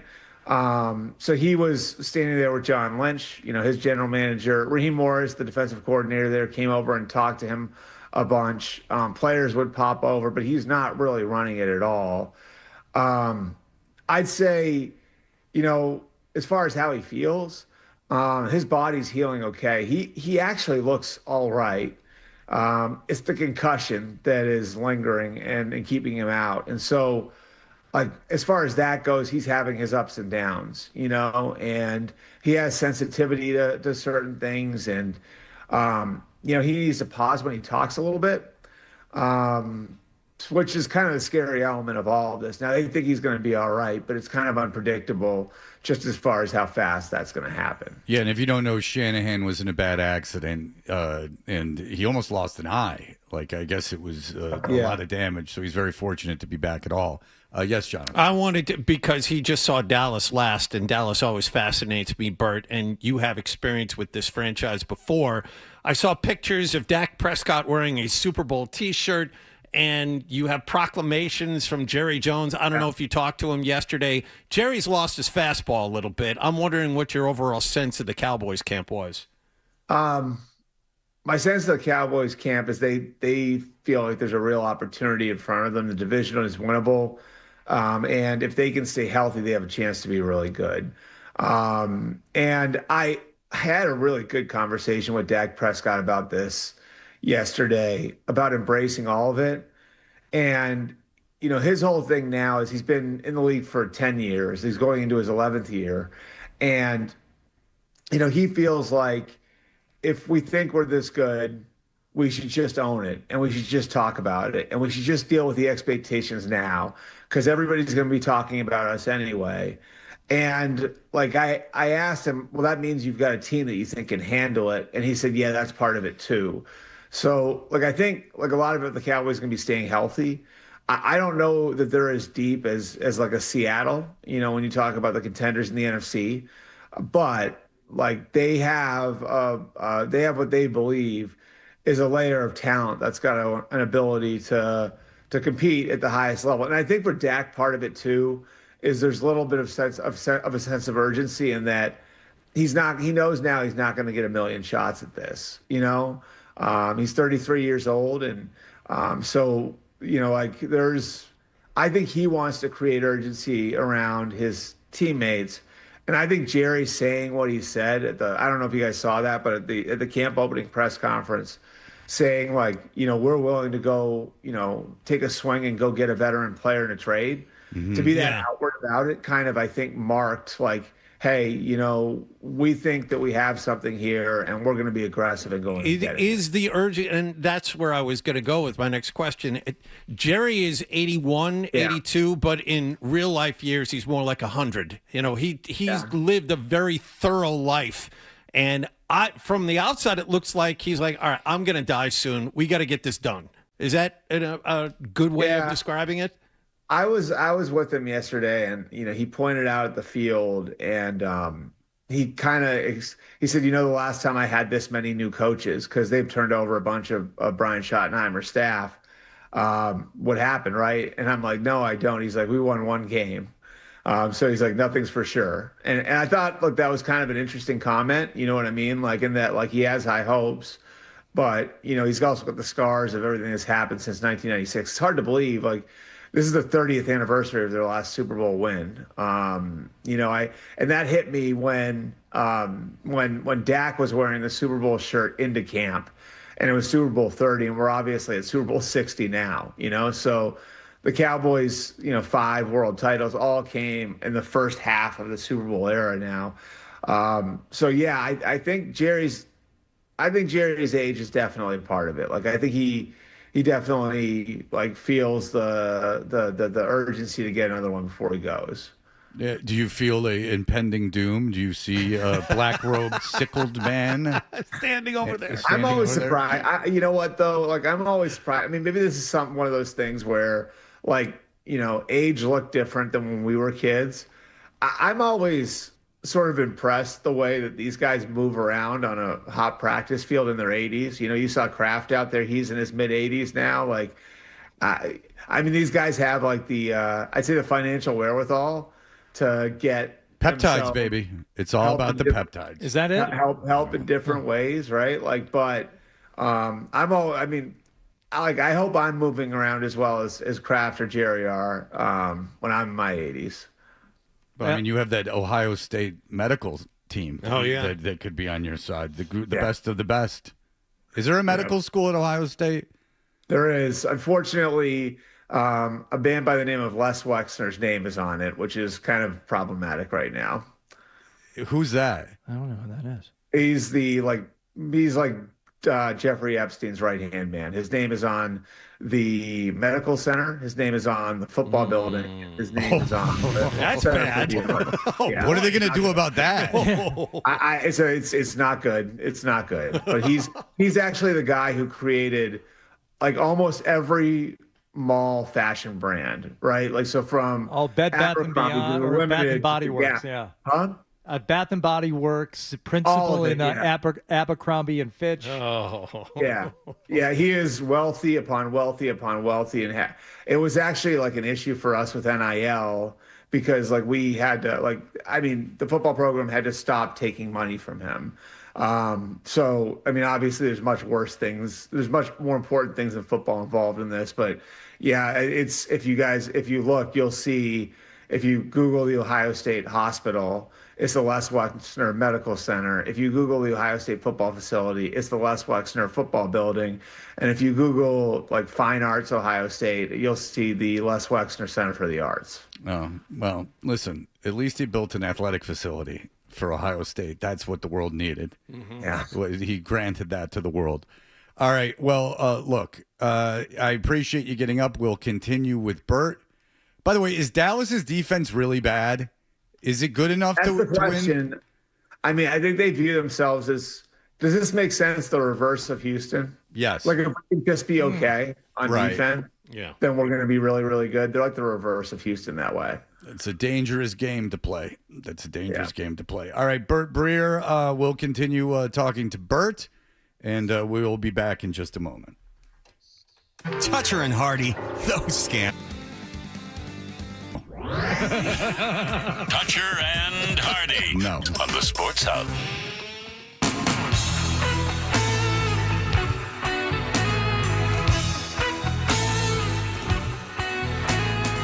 We are Toucher and Hardy. Bert Breer is in California. It's very early there. But don't feel bad, Bert. Nick went to sleep at 11 o'clock last night. It was a big, big hassle for him. Yikes. Yeah, what he only made it home by about 9:30 by our calculations, and for some reason needed another 90 minutes before he could lay that massive head of his on his pillow. So sometimes that happens to me, though, where you intend to go to sleep and then you like something dumb, like you wind up watching a TV show for too long, you get on a phone call and it screws everything up. Well, is that what happened, Nick? Did you end up watching a TV show? Or did you end up on a very important phone call? I did my screw. I made lost him laugh. I couldn't hear him. No, you It's didn't. what Nick I didn't said. answer it. It's what Fred said. It's So just the low-level notion, mean. just the notion of Nick being on a very. We had an important phone call. His mom's back. You are home. Why don't you reach out and touch someone? What are you doing? That was my bell. Come on. Yeah. That's mean. He was going to. Oh, shut up! He was mean. He was going to defend himself, but not now. He was I was putting at his- Monster Jam last night. It's with the big cars. Yeah, I think it's moving to Nantucket next year. I think that's where they're going. I'd pay money to see that. Yeah. That'd be When my great. kids were small, I mean, we've had this discussion, right? Like when my kids were small, I actually went to Monster Jam a couple times. I went to one at the Worcester Centrum. And I always thought, Nick, the most interesting thing about Monster Jam were the adults that were there without kids. Yep. Absolutely, 100%. Just to see these things getting smashed up. Hardy likes it. I Hardy do likes like the it. Monster Jam. I mean, like the adults that are there without kids. So Hardy, do you go without kids? Are you one of them? No. In Las Vegas, I went once and was just doing like a remote in the parking lot, and they said, "Are you coming in?" I'm like, "No, I'm not going in." They said, "Come in for a second." I went inside. It was awesome. So the next year, I said, "Please, can I host that again?" They said, "Yeah. Not only can you host it, you can drive one of the trucks on like the media day," which ended up being one of the best / worst things I've ever done because it's freaking terrifying. Were they hard to drive? Well, it's you're not like sitting up, like on a normal seat in a truck. You just have to crawl up through the roll cage of this, stunt vehicle, and you can't see over the hood of it. You kind of have to look down through the innards of the truck to see where you're going. And yeah, it's really loud, and it was. I mean, it was fun and it was exhilarating, but once was enough. I mean, that was fine. Both my boys were really into it, and I remember the toys were actually like pretty high quality. Like they were, they do it feels like they do a really good job of marketing it because like the toys are good, the characters are interesting. Like it's just there's more to it than I ever would have thought before my kids got into it. Yeah, it's not a bad take at all. Bert, I want to ask you about Baker Mayfield because he feels disrespected. My only question is, isn't he used to it by now? It's his brand, actually, being disrespected. I mean, I think there's a little bit of intention here, of course. Like I don't think that I don't want to say it's contrived, but he does feel like he's somebody who needs like an adversary, right, or someone, someone screwing him over. And I think that's part of that's his own background, and that he walked on at like some of the stuff he accomplished in college is wild. Like to start as a true freshman at a power conference school at quarterback as a walk-on is like that's insanely difficult to pull that off, and then he leaves and goes to Oklahoma and walks on like without even telling the coaches there that he was going to do it, and shows up and becomes the starting quarterback, wins the Heisman there. So like part of it is like who he is and his background, and that he needs people doubting him. I think he also probably, I'd imagine he knows what he's doing here too. Like I don't think this is all. If you know the background of the negotiation, he was well aware the Buccaneers have done most of their big contracts during training camp the last few years. And when he set that deadline of doing it before the start of training camp, like a month and a half ago, he knew that, and he was trying to set an artificial deadline so the Bucks would pay him before camp started. And the negotiation didn't move fast enough, and he's disappointed in it, and I think that showed. Okay, so if you want to know how much quarterbacks make now, there are a lot making over $50 million. And Yeah. it's and including Brock Purdy, Jordan Love. There are, some guys, Trevor Lawrence, there are some guys that are not major stars, superstar quarterbacks that are making an awful lot of money. I have it up now. I'm just counting it up, Fred. I think it's 13 quarterbacks are making over 50 right now. Yeah. Doesn't include Tua, who I think is still making maybe over like close to that number this year, but just is making it in a different way because the Dolphins cut him, or the Dolphins cut him, and they got to pay him most of his money, and he's on the minimum in Atlanta. But it's like almost half the league has a quarterback making over $50 million a year. Yeah, and there's guys like By the way, Prescott like that's- Deshaun Watson, Daniel Jones, Sam Darnold, those guys are below that line. Right. Yeah. I mean, they're making a lot of money, but 50 million is kind of the line of demarcation. And Baker Mayfield obviously wants to be paid like one of the top half quarterbacks in the NFL. He's only 31, and Tampa only offered him 2 years. Is that right? Yeah. And I mean, so like you can look at that two ways though, John. I mean, I think the short-term deals can wind up being better for the players. I mean, I understand where Baker's coming from on this. And part of it is like he does want to be locked in as the quarterback there. He moved his family there. Like they had their home base in Austin for the bulk of his career, and then like I think a year or two ago he moved his family to Tampa and kind of saying like I want to be here for the rest of my career. Like, so there's that part of it, but there's also an advantage in doing a shorter term deal. I mean, part of the reason he's, doing a deal now is because his last deal was a shorter term deal. Like he did a 3-year deal, and that's enabled him to go back to the table as quickly as he has. So I think you can look at that both ways. I think the crux of it is if you're doing a shorter term deal, the money's going to be a little shorter.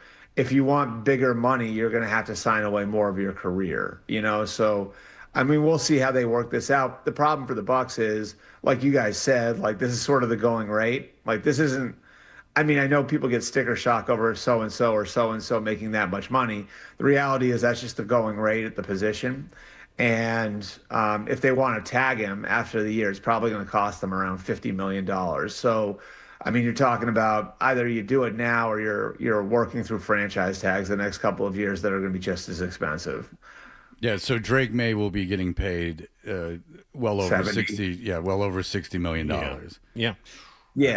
And I think that's going to be interesting because, we've talked about the Gonzalez Witherspoon situation at corner. I think I've mentioned to you guys a couple times over the last month or so how there's a similar situation at running back with Jahmyr Gibbs and Bijan Robinson both wanting new deals and looking to reset the market.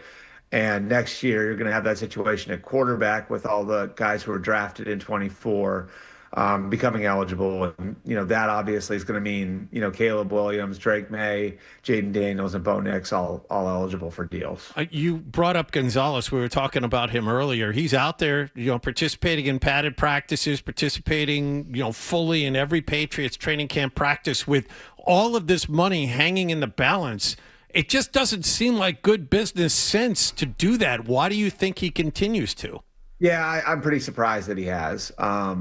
So I think that relates to actually one of Seattle's rules in a roundabout way.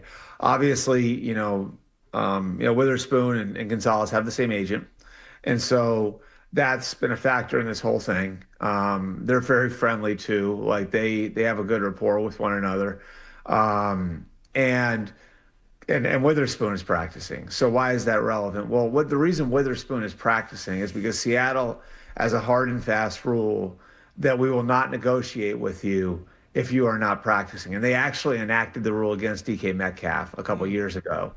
And so they've been, pretty serious about enforcing that. And so Devin Witherspoon and his camp, which is the same camp, I guess, as Christian Gonzalez, have decided the best thing for them to do, for him to get a deal, is to go out and practice. And I think Witherspoon's decision to practice in Seattle could have an influence on Gonzalez's decision to practice in New England. So I think that's sort of what's behind it. That's They're tied at the hip. That's a pretty bold move though by Seattle. No one's ever challenged that. Well, Metcalf. It's a relatively new one. So, I mean, these things get tested over time, right? So I don't know. We'll see how that, what that looks like as more of their guys become eligible for deals. Yeah. But it's something that I think for them, it's one of the lessons that they learned from, going through what they went through and re-signing everybody all those years ago, when they won their first Super Bowl. If you guys remember, Cam Chancellor had a couple of really high profile holdouts.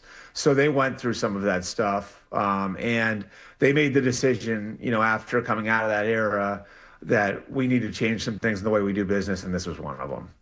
Okay. Well, it will be interesting to see that. But it's Witherspoon and Gonzalez are that tied at the hip, huh? Is that unusual? I mean, no, because I think there's a small number of agencies that sort of control a really high percentage of the players across the league, especially the star players. And so I think it's something that's been used. I mean, these sorts of things have been used as tools by players before, where it's obviously going to help me if I'm a star corner, if I'm a star receiver, if I'm a star tackle, if I have knowledge of the way another negotiation at my position is going somewhere else in the league.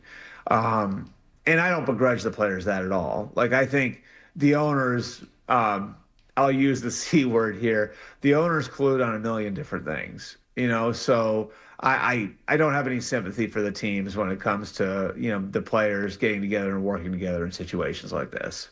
All right. Well, Bert is out there in California. You know what, Bert? We'll let you go because I'm good if you want to go another segment, but that's totally up to you. I'm fine. I'm up, so.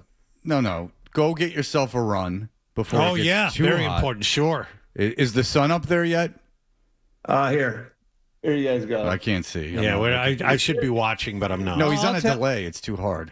Oh, okay. Well, I showed you guys the sun is not up yet. You know how it is overcast in LA in the morning with the marine layer or whatever? That's what it looks like outside. Sun's not quite up yet. The smog is what you're saying. There's a lot of smog out there in LA. Well, Bert, we appreciate it. And you're off to what camp today? Rams today. Okay, the Rams today. So you get along with McVay, right? It'll be good. Yeah, today it'll be interesting to see. They're loaded. So, and Seattle, I mean, I was really impressed with how Seattle physically looks. So, it'll be interesting to see how the Rams stack up with that. All right, read Bert at si.com, and he's going to fry an egg this weekend. But you got a naked lady painting behind you there. I just now looked at you on camera for the first time here this morning. Is that kind of? I think I do. I have so here. I don't know if this helps you, Hardy, but there you go. All right, I'll look at it. It's like a woman in a it's a woman in a swimsuit. It looks like right on. I don't like that. What are you, some kind of hoity-toity woke retreat? It's L.A., man. Anything goes. All right. Lots of woke people in Southern California, right, Fred? Look at that. That's right. It's a big problem. All right. Woke capital. All right. Bert Breer, thank you, sir. We appreciate it as always. All right. Thanks, guys. All right, there you go. Albert. The great Albert Breer. We'll be back in just a moment. Paul Pierce has nothing to apologize for, and he won't. We will have that for you in just a moment. Here are the headlines. Sports Hub headline. Red Sox made it 3 wins in 4 games over at Sacramento late last night. They beat the Athletics 5-4. Sonny Gray goes 7 innings for his 13th victory of the season. But offensively in the 8th, that's the story. Wilyer Abreu and Wilson Contreras back-to-back homers to put the Red Sox ahead to stay. Rangers Suarez. Toucher and Hardy, I have an appointment at 11 a.m. tomorrow, or today. For what? It's a hair removal situation. But it's going it's at 11 a.m. How long do those last usually? 20 minutes. Is it a Brazilian? It's not a wax, but they do it with their mouths. A laser. So yeah, they it's like a sheep. They chew the cud. You know, It's like letting the goats loose in areas that need to be cleaned They up in just parks they and just golf courses. Graze. Yeah. Yeah, that's right. That's right. So that's a real tricky time on a Friday. 11 a.m.? Yeah, Nah, you have to write out. I mean, 10:30 would probably be better. 10:30 would be 10:30 would be ideal. Yeah. But there's a time to kill. Nowadays, a lot of things not open until 11 a.m. Yeah. You know, maybe we'll do an Ask Me Anything on the Twitter. Do an AMA. You sit in the parking lot. Yeah. Really hash it out with the fans. Well, sometimes you head in. There's a couple of places that open like at 10:45, and I've been the first one in, for lunch in some of those places. They're not really ready. You're talking about Chipotle. Yeah. They're not ready for you. Yeah, they're all eating. Yeah, they don't want you there. They've got a bunch of people in there, but they've got one person doing the making of the food and the ringing you up. And sometimes there'll be like three of us in there, and I've counted the number of people in the back doing the prep work for the day. And I get it. This isn't your rush. You don't necessarily want two or three people at the counter, but it does take an insane amount of time if you're first one in there because it's one person doing everything at the front. Okay, so there's a Chipotle on Needham Street that is fascinating to me because of the delegation of duty. Because there will be 20 people lined up, legit 20 people lined up in the store ordering. Now, they have two people that are designated, it seems. You have a lot of time to take this all in. Two people that are designated for takeout orders, which I find interesting because you would think that you'd super serve the people that are there and that the people that are waiting for food at home, but maybe there's a deal with the delivery companies that you'll prioritize those orders because I see it at other places too. It's just handled at this particular Chipotle, very strange. I can tell you that no one's responsible for the trash because the trash overflows to such a degree that it's pretty. Even if I worked there, I'd be like, whoa, someone's going to take the trash out. I don't know if I'd do it, but I'd be like, someone has to do it. So there will be two people on takeout orders, then there will be a guy that's making everything because they're running out of things quickly because there's so many people there. So he's real busy, but there's one guy back there, and then they'll have two people standing there, and then one person making the burritos and working the register. So I want to know the delegation, like how you get screwed into being the one person that has to do everything with the customers in the place, because making the takeout orders, you don't have to deal face to face with anyone. So it's like a lot easier just to, maybe a pissed off, delivery driver, but you can kind of have your back to them. You're not interacting with them. You would think that you'd want the guys in the kitchen and the people helping the customers in the place, that's where you'd want the things to be the most efficient. But it is, and I want to know how to get the job just stand there, because that's the real job. So that's 2, 3, 4, 5 people working at one time, and 2 people not having to do anything. Now, and believe me, I understand not wanting to work hard, because when I worked at the Blimpies, sometimes we just lock the door before it closed just to see people freak out. Well, that's different than letting people in and standing around. Well, I mean, I wasn't good at helping people. I was bad. But the point you didn't take your Blimpies job seriously? I did not. No. And looking back, I probably should have taken it a little bit more seriously because it was like a franchisee that owned it. Yeah.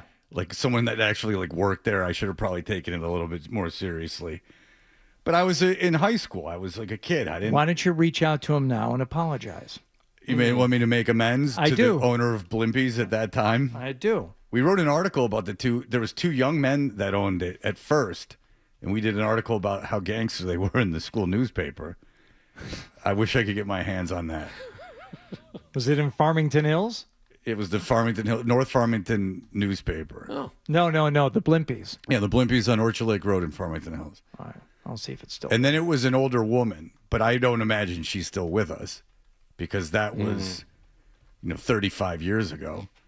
So I got to imagine she's long gone. Oh, the old Blimpie location on Orchard Lake Road in Farmington Hills is permanently closed. Near 19 Mile and Orchard Lake Road? 19 Mile, no. Oh. No, it's between 13 and 14 Mile. Oh, all right. Well, there's still hope. There is still hope. Yeah. It was in that Tally Hall complex. Breakdance Central. There's a band called Tally Hall, jam band, real annoying from the Farmington Hills area. Because I've wanted to YouTube Tally Hall so I could see it. Maybe my breakdancing video on stage when they let me and my friend Matt Dumas breakdance on stage. I wondered if that someone taped that for the YouTube.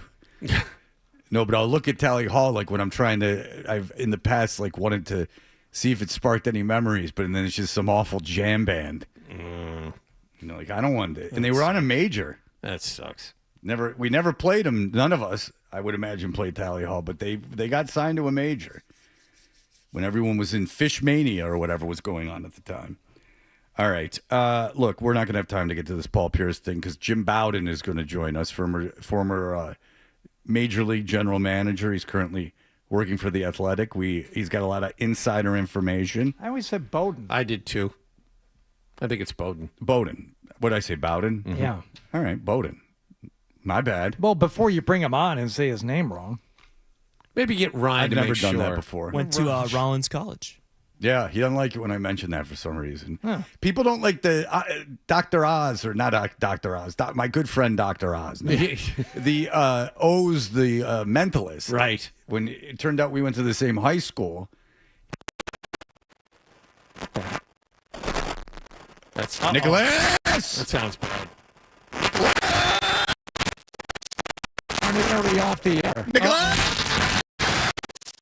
Nicholas! It's really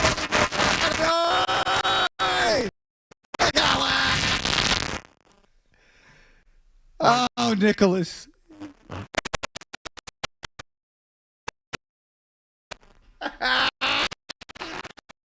Nicholas!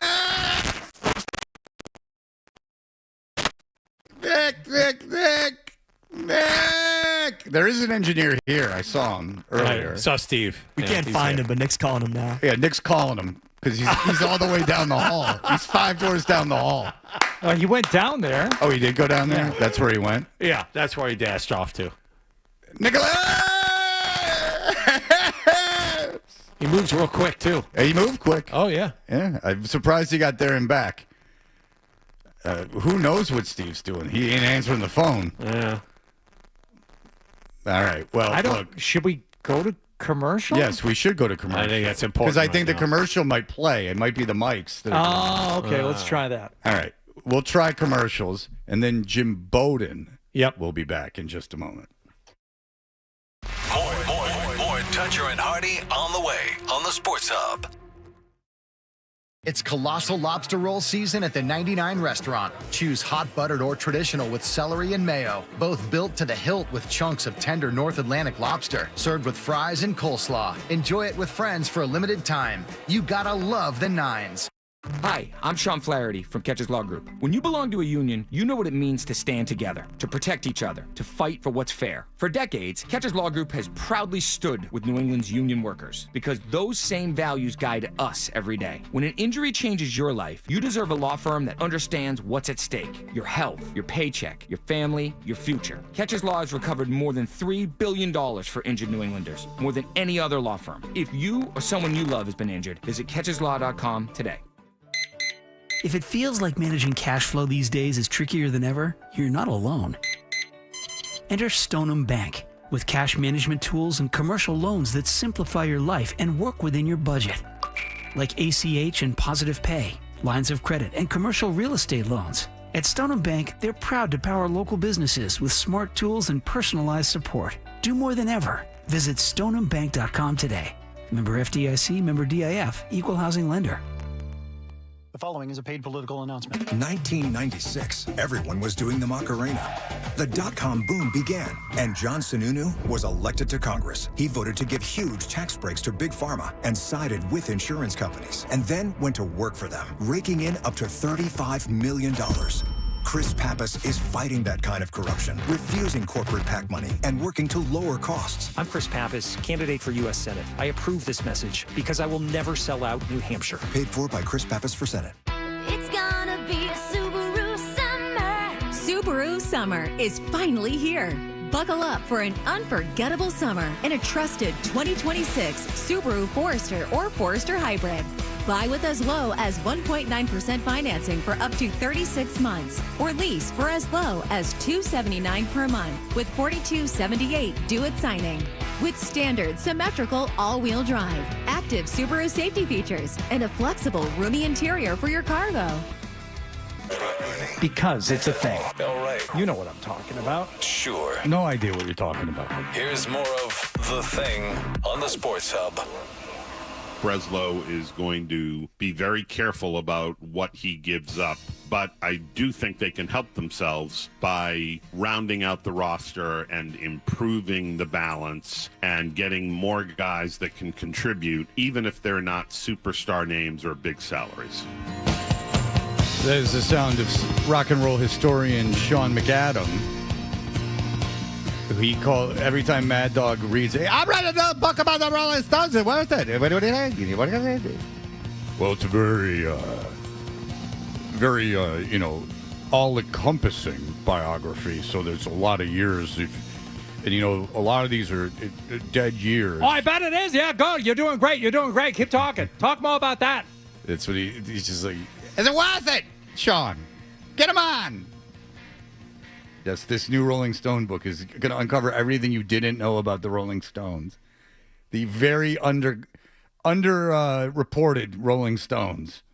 Finally, there is a definitive text on their history to go along with the 7,000 other biographies and autobiographies of all the members. I just hope it focuses on the bass player, Yes. Bill Wyman, who married like a 17-year-old when he was 104. Yeah, I'm sure they'll do a deep dive on that. Yeah.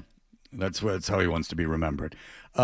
Jim Bowden was a GM in the major leagues, and I read him in The Athletic all the time. I feel he is the source when it comes to national baseball news. Jim Bowden, hello, sir. How are you? Happy trade deadline weekend there in Boston. Absolutely. It's a very exciting weekend, and we probably know a little bit more than we would have known a week ago. So you have to assume, and I'm bringing them up first because it seems like everything will kind of run through them. If they do sell, is the Tigers. Am I correct there? Because if they get rid of Skubal, there's a lot of other pieces they could move too. Yeah, if they end up trading Skubal, which most people believe that they will, and at least they're engaging right now with contending teams, then they're going to have to also deal Casey Mize. There's no point in trading one without trading both of them. They're both free agents at the end of the year. I mean, look, the thing they should have done is trade them in the offseason if they couldn't extend them. But they decided, no, we'll go sign Framber Valdez because if we can get back to the playoffs, we can run the table in October with our starting pitching. Well, Valdez hasn't lived up to expectations, and the Tigers team hasn't either. So now they're sitting in a quandary. What do you do now? Do you go for it? And if you go for it and you don't make the playoffs, then you're going to be in October regretting it. Or do you kind of reboot for 27 and beyond? I know what I would do if I were them. I would trade both players or I couldn't extend them because they have a young core that's going to be good for a while, right? They have the best catcher in baseball in Dylan Dingler. They got a young rookie in Kevin McGonigal that's going to win batting titles. They got an emerging superstar in Riley Green. They just called up another top prospect in Max Clark. They're going to get Jackson Jobe off the IL. So the Tigers have a group of young guys. If you could take Skubal and Mize and turn them into 7 or 8 really good young players and prospect combination, you're going to be in good position for the future. So to me, I know fans hate to punt a season, but if you're ever going to punt a season, this is the time to do it if you're the Tigers. Well, at least Max Clark seems to have his head together. That's a kid that's he's missing any ego. Have you seen Max Clark? I have not. I know. Yeah, I know Max. He's got great swag, right? He's got more necklaces than you do. Yeah, he's a very fan of very audacious necklaces. Oh, he's like Tyler. Yeah. He's the Tyler Hero of Major League Baseball. There are a lot of similarities. There you go. Okay. There's a lot of similarities there. He's got that style going on. Swag, yeah, no doubt. He's very annoying. It's fun when he makes errors. Gleyber Torres, is that someone that they could trade in with the Red Sox to be interested in Gleyber Torres? Yeah, as long as you do Skubal and Mize, why not do Gleyber too? You know, Gleyber doesn't fit the way that Craig Breslow likes to build teams in terms of, run prevention and defense. He's a bad defender at second base, to say the least. But he can hit, and he does have power, so he does fit. That doesn't fit as nice as Curtis Meade did, obviously. I think if you're the Red Sox, though, he's trying to shoot higher, right? He's trying to shoot at the Zach Neto kind of player. But does Torres work at the end of the day? If that's the best option on Monday at 4:30, sure. Okay, so Zach Neto, you mentioned, and I'm not overly familiar with him, but what they're saying it would take to pry him away is a lot, including their number one prospect. There are some people that are saying that they would be willing to throw him in for that. What is the long-term, what do you know about Neto? And is he that kind of player? Is he the kind of guy that if you can get him with term, that he's like this superstar that you'll bring into your organization and he'll be that way for a while?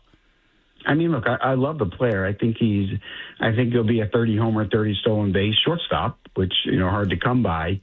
He's not a great defender at shortstop. He's adequate, still has some more work to do. The metrics, doesn't love his defense, but he is better than what the metrics say.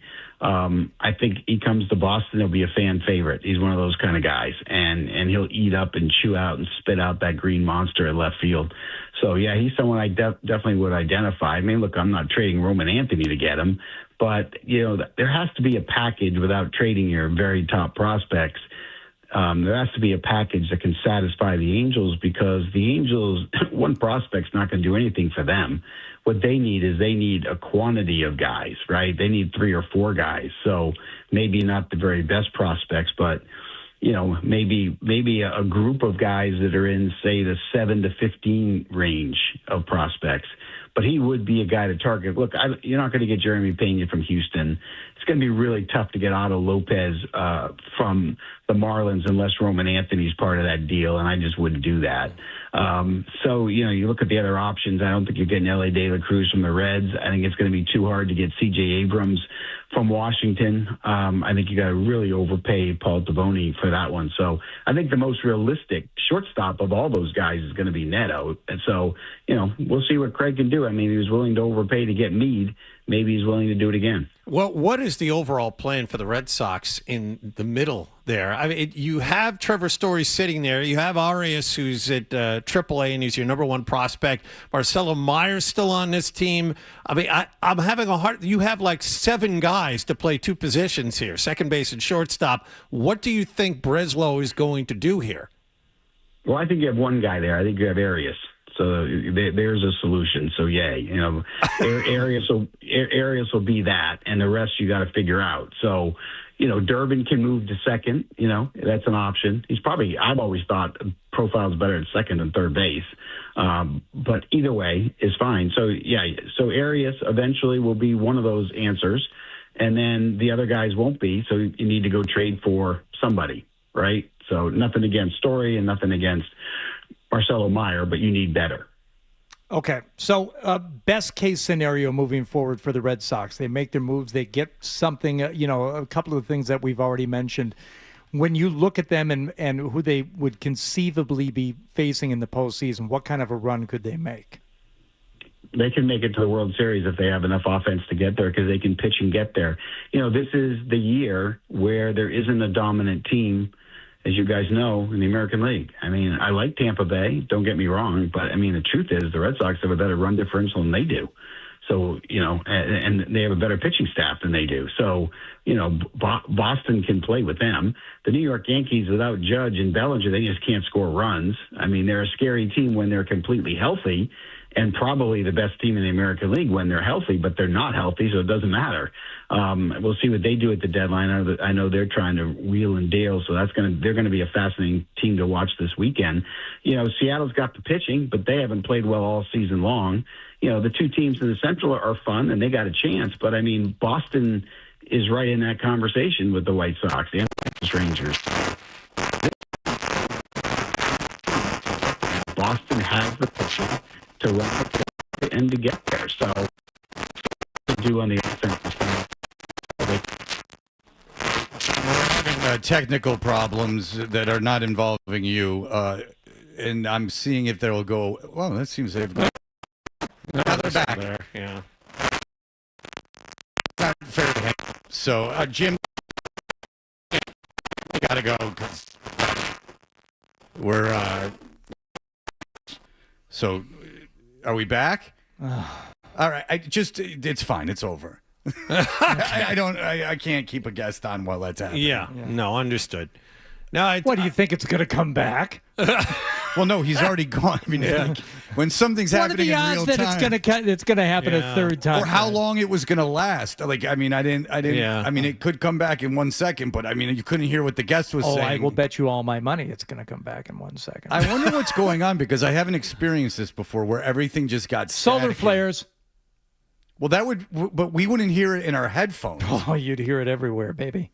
Because it's not interrupting the frequency because we wouldn't hear that. We would sound fine to ourselves. I've never had it where it was staticky in our headphones. It's weird. Now we're fine. We weren't before, but now we're fine. But it's an odd thing.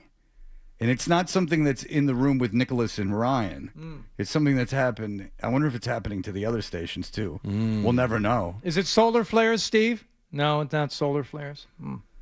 Well, we got the money quote from Jim Bowden anyway. I wanted to ask him about Duran. Now he's got me saying it. Yeah. The Red Sox can make it to the World Series. Better run differential? That has to be the way they've skewed things over the last 5 weeks. Yeah, you think?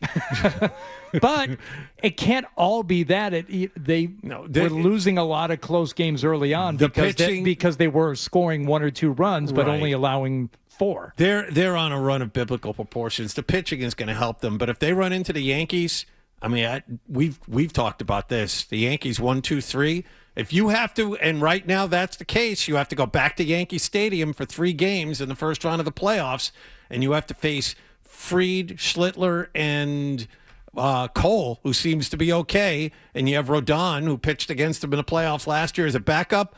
I don't care what kind of offense the Yankees have. That's tough to beat, regardless. And we had Bill Koch on saying, I would favor the Red Sox in any series except the Yankees. And that's while Judge was already out. Bellinger's going to come back.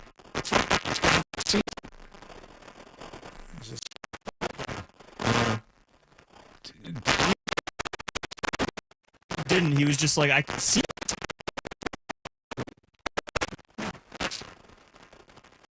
I guarantee somehow this gets fixed before we have live camp.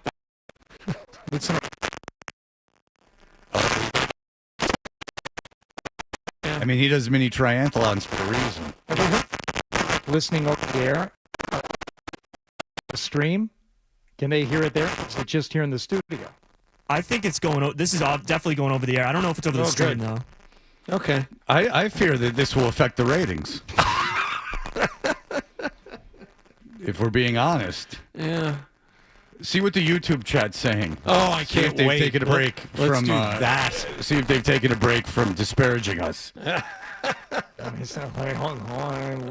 right. Pull it up here. Yeah, you pull it up. Well, we wait. Yeah. But if there's nothing he can do to fix it. So Nick has asked on the stream via chat, this affecting the stream with 4 question marks. He types the way he speaks? Yeah. He wrote this affecting the stream. I can confirm it's affecting the stream. Okay. Well, thank God you asked, because I'm sure no one made a comment about it. Someone said crackly. Yeah. Cut out and scratchy. Yes, it's awful. Nicholas, that phone's ringing right under your fingers. There you go. Well, he's too busy typing. This affecting the stream. Yeah. The stream? That's a problem. He does talk like my son talked before he turned like 8. Because I used to go when he was like 2. I used to go. Did it last that long, or is it like 6? It was like when he was 2. I have videos of me going milk, milk, lemonade around the corner. Fudge is made, and he would go nook, nook the corner, nook, nook the corner, and that's like kind of Nicholas. He takes out the unnecessary words and mispronounces the necessary ones. Yeah. Say milk, milk, lemonade around the corner. Fudge is made. Nook, nook the corner. That's what he's doing. All right. Patrick. Hello, Patrick. Hey, good morning, guys. I'm not calling about the static, but I've called a few times over the last few weeks. When the talent on the station, all shows, is mid-sentence or the guests are mid-sentence, the app breaks out of nowhere. It breaks into a 30-second commercial, all the time. And then you have to I've called a few times, and then you have to restart the app, and then I have to listen about Chick-fil-A. Well, listen, you should be so lucky to hear those commercials. Yeah. Those can be very entertaining. I know. It gets you guys paid. I know. But They're very entertaining, and look, it could be worse. You could be hearing static, which is what's happening right now. Yeah, well, that'll wake me up. All right, guys. Have a great weekend. All right, thank you, Thanks. Patrick. Thank you. We Yeah. appreciate it. It's somehow endearing. We're pressing on through all of this. Well, there's really no other option. John was really having at it with Ryan before. Oh, the two of them. But he had his headphones on, and I was telling Hardy, I'm like, there's really nothing else we can do except for do the show. Yeah. Because I would take it, our voices with static, while incredibly annoying, is better than dead air, which is the other option. Because it's not like you can turn around and play Fox Sports and it's going to come through. And I would say us with the distortion on our voices is still better than anything Fox Sports is throwing on at between 6 to 10 in the morning, because that is when no affiliates are carrying them. That used to be DA, right? Used to be DA in the morning. He's not there anymore now, but I got the morning blues. No one's walking into the bathroom with my camera. Wonderful little feet with red nail polish, which is the color of love and passion. Yeah, I wanted to ask if he had seen the Duran thing, and that if his thoughts on Duran throwing a fit when Contreras, who's an old former catcher, asking him to get from third to home, where there was a throw, and he would have been out by. He might have been out by 10 feet. I think Merlone said it first, and then the A's guys really went on. He said it would have been out by a mile. Easily. Like, there's nothing to discuss. No, there's no decision to make. No, there was a throw from home. So even if, in theory, you were upset that he didn't take off, once you see the throw, you go, oh, yeah, he's not making it down there. He's not beating that throw from left field. The ball is going to move much faster than him. So the thing with tagging up, which is interesting, is you're not allowed to leave that base until the ball is in the fielder's glove. So then he just has to remove the ball and throw it with all his might, and he's 50 feet behind you. That ball's making it before Wilson Contreras gets there. I wouldn't send him in a high school game. I'd send him in a little league game. Yeah. But I don't know if the left fielder's going to catch it. but in a high school game, I'm not sending him on that. No. It's a non-starter. It's nothing. But then Jaron Duran said, don't worry about it. It's a play that we've been working on. Something that we've been working on is here. You want to hear it again? Yeah. All right. Here we go. By the way, if you take your headphones off, it's much more tolerable. You're not going to be able to hear. Well, now we're fixed. Oh, well, now we're fine. We'll see. After the fly ball to left field with Contreras on third and went out, it looked like you were gesturing back towards third. What was going on there? That's nothing. It's something that within the team that we have that we work on, and it's nothing. Like, you guys don't need to know. Nobody needs to know. That's something between us and the team that we know it's about. So that doesn't really matter. Were you frustrated with yourself? Yeah. Of course I'm pissed at myself. I can't even do a job for this team. Yeah. So there is, I guess, an established play that the Red Sox have when there is one out, runners on second and third, and a shallow fly to left. there is a play that is usually put on that, which they've been working on like the Dickens. It's called Halo. Yeah, it's called Seattle 2-4. Seattle 2-4. He touched his forearms as the indicator beforehand, before he went nips on the people. It's like, the indicator is my forearm, and then I start playing with my nips. That means we're running Seattle 4-5-6. And that, you know what that is. And again, if anyone with any knowledge of anything that they could have done short of drawing a throw on that play or sending him, I would love to hear it, because I could just be ignorant. Jaron Duran obviously knows a lot more about what's going on in Major League Baseball than I do, because he plays it. Perhaps there is a play, and I sound very foolish questioning that they've been working on something to score guys that run 90 feet in, I don't know, 8 minutes to figure out a way to get Contreras from third to home when a left fielder's got to throw the ball 250 feet. I don't even know if it's that far. Yeah. 200 feet? Maybe. I mean, you make that throw. No, I probably could have thrown him out from there. Oh, sure. The 50-50 chance you could have thrown him out from there. Like but catching it and throwing it, none of us could have probably done it. But if you just let us stand flat-footed and crow hop, sure, like crow hop the ball, you get it there on a bounce, probably could get Contreras. Right. If you were accurate. Now, I'm sending him. If you or I are in left field, I'm sending him, because I don't know if we have the chutzpah to get it there, and we probably haven't properly warmed up. But a major league left fielder, that I'm not doing. I wouldn't have done it with Manny Ramirez. I wouldn't have done it with anyone. You could have Noodle Arm out there, but you get Tom Bernansky out in right. That's known for the great catch in the right field corner, 1990, sending the Red Sox to the playoffs. Well, you could tell he was an athlete.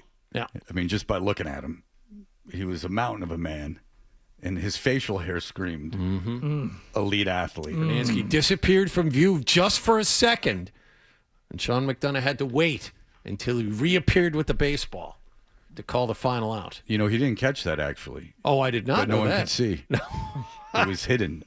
He did a little magic trick that actually went into the stands, and he had one in his back pocket. Ah.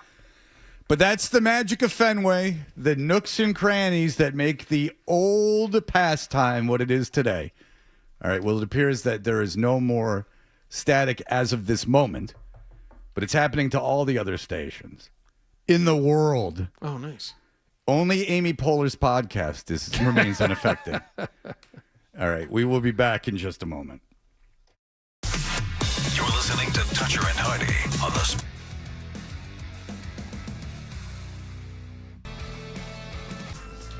We are Toucher and Hardy. Our email segment is powered by Jeffrey Glassman Injury Lawyers. If you've been hurt in a car or work accident, you got to get Glassman. Don't just send an email. Call all sevens at 617-777-7777 or visit gottagetglassman.com.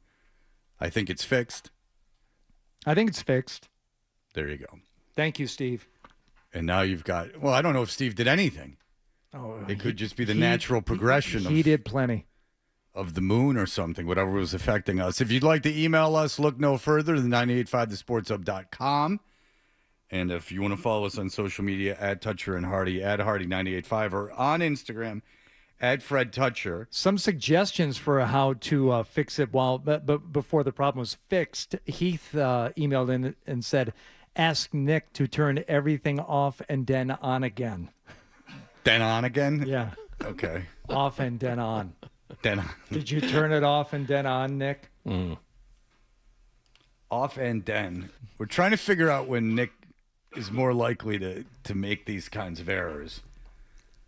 I mean, I have my theory. Do you want me to say it out loud? No, I don't want you to say it out Okay. loud. It is interesting because when you're going to make your vocal errors, dummy, when you make mistakes speaking, when you don't talk good. How is this shocking you? You don't speak I well. want to hear the theory. No. No, because I don't want you to be aware of it. No, that's between him and I. The theory will remain a theory until further tested. Matt says, morning, Fred. Last week, you mentioned your childhood friend with deaf parents, and I don't think you give yourself enough credit. Thank you. I do. My best friend, Alex Cho, had two parents that were fully deaf. Mm-hmm. One was so deaf he taught at Gallaudet College, which is a school for deaf people. That's why he left Michigan, because his father took a professor's job at Gallaudet University. Are you implying that other children were reluctant to be friends with him because of his parents? I don't know. It meant so little to me in the scheme of things that Right. I didn't even pay attention to that stuff. Okay, that's good. But you continue to work with Wallach, who is stepping on jokes, half deaf, for God knows how long, possibly years. Not to mention Nick's many ailments, trying to fill the void in his mechanical heart by sleeping, eating Cimarron Toast Crunch, and farting his way through life. Keep on being an advocate for all people missing stuff. That is from Matt. And I accept your praise.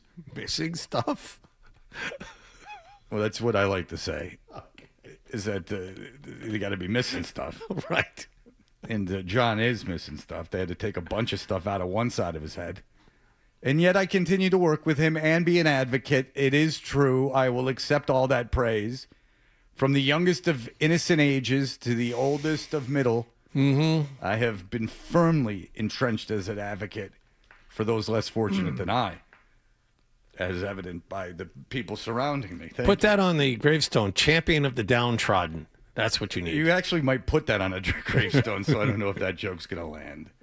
Theories about the Red Sox play last night. Number one, I have inside information on what the Red Sox may have been working on. Wallach is supposed to be perched on the wall and swoop in front of the throw and sacrifice his bird life to allow the run to score.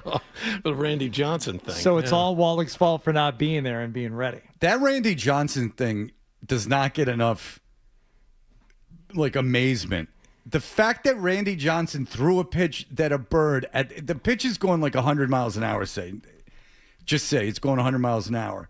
The bird is flying. The bird is probably 6 inches long.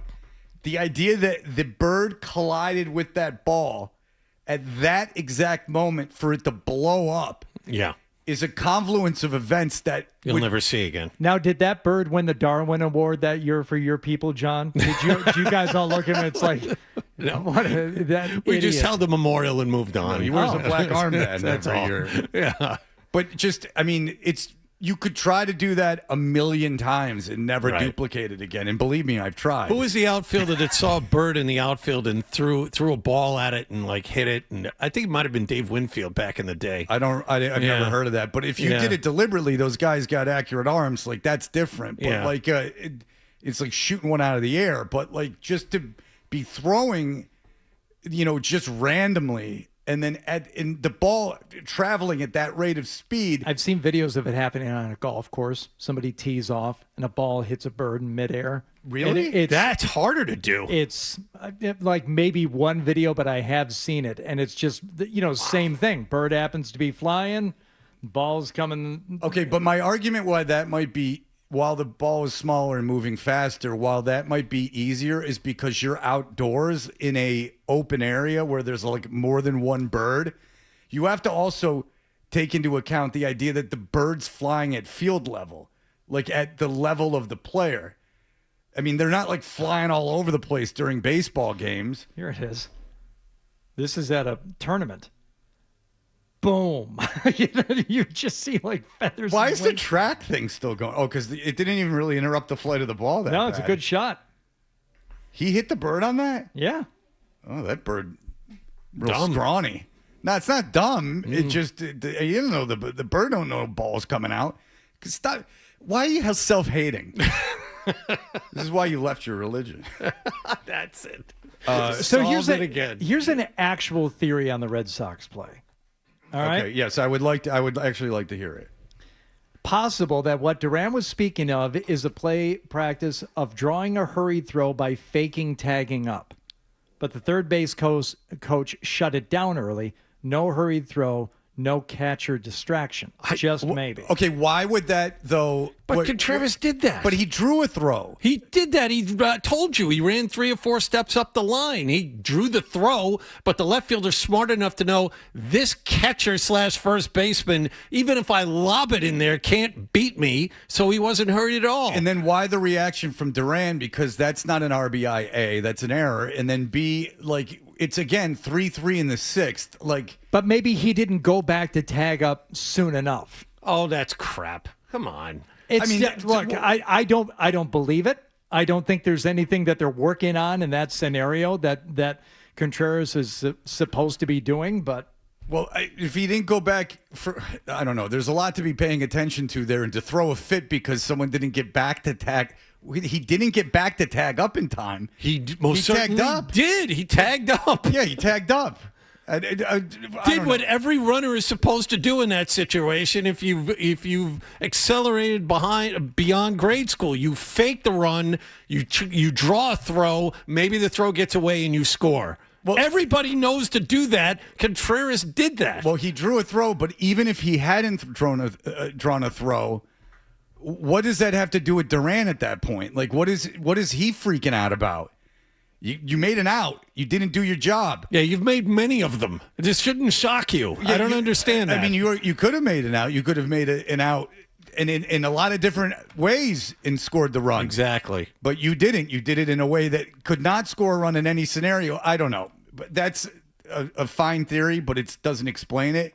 So I've still not heard one that I believe. Michael says, this was just sent to me. What's up, Mike? You're wondering if you were looking forward to the new movie on Anthony Bourdain coming out next week or two. It focuses on his time in Provincetown. I know you were a huge fan of his, as was I. It's supposed to be incredibly good. It's supposed to be really, really good.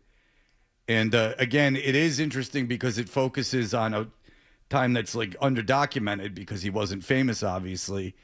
His time, like, I believe his first time ever working in a restaurant was in Provincetown in the 70s, and it focuses on that time and him falling in love with the culinary world. So I would like to see that movie. How about that? Yeah. How about that? After, I wonder who that will rub the wrong way. The Bourdain film. Wow. We have quite an admission here from Sarah from Everett. Uh-oh. I think Nick called you this morning. Sleep dialed. My boyfriend took today off. I was woken by him at 1 a.m. on his electric guitar. I came out and he said, go get your drums. He bought them from me during COVID. So we jammed. Why not? He then decided to smoke weed. And at 5 a.m., I had to put our travel pillow around his neck because he was passed out head down. So weed will do that. I mean, you get so high that you pass out. That doesn't sound like heroin. It's called nodding off. It's the last time you smoked so much weed, you just nodded off. A lot going on in that. Yeah. 1 a.m., go get the drums. Yeah. The ones I got for you in COVID. A lot of flavorful storytelling in that, too. He was playing the electric guitar, just so you know. And then he said, go get the drums, the ones I got you in COVID. Not the set that you inherited from the Peart family. Go get the ones I got you in COVID, those specific drums. Oh, Fred, another bird strike video. This one, Tom Kite at nearby Nishotic Country Club in 2001. Yeah, he's not wearing glasses. Oh, so I don't care for that. Doesn't count. Nah. Mr. Handsome over there can't be wearing glasses anymore. That ball, Mr. Redford. That ball hit the bird hard enough to where his ball ended up in the water. Terrible. Imagine if that had happened to DeChambeau. He would call the president. Can we get a wildlife people in here to start blowing stuff up? This one's got the slow-mo. You can actually see the ball hit the bird and then both of them falling to the ground afterward. Oof. Yeah, so that would be my thing, is that on a golf course, there's just a lot of birds. Like, you know what I'm saying? Trees and things of that nature. The bird, not a lot of birds during an MLB game. So you just get to that. So say that, the chances of a bird flying onto the field are such and such. Yeah. And then a bird flying at that height are such and such. Like you hit a golf shot high in the air where birds are just minding their own business.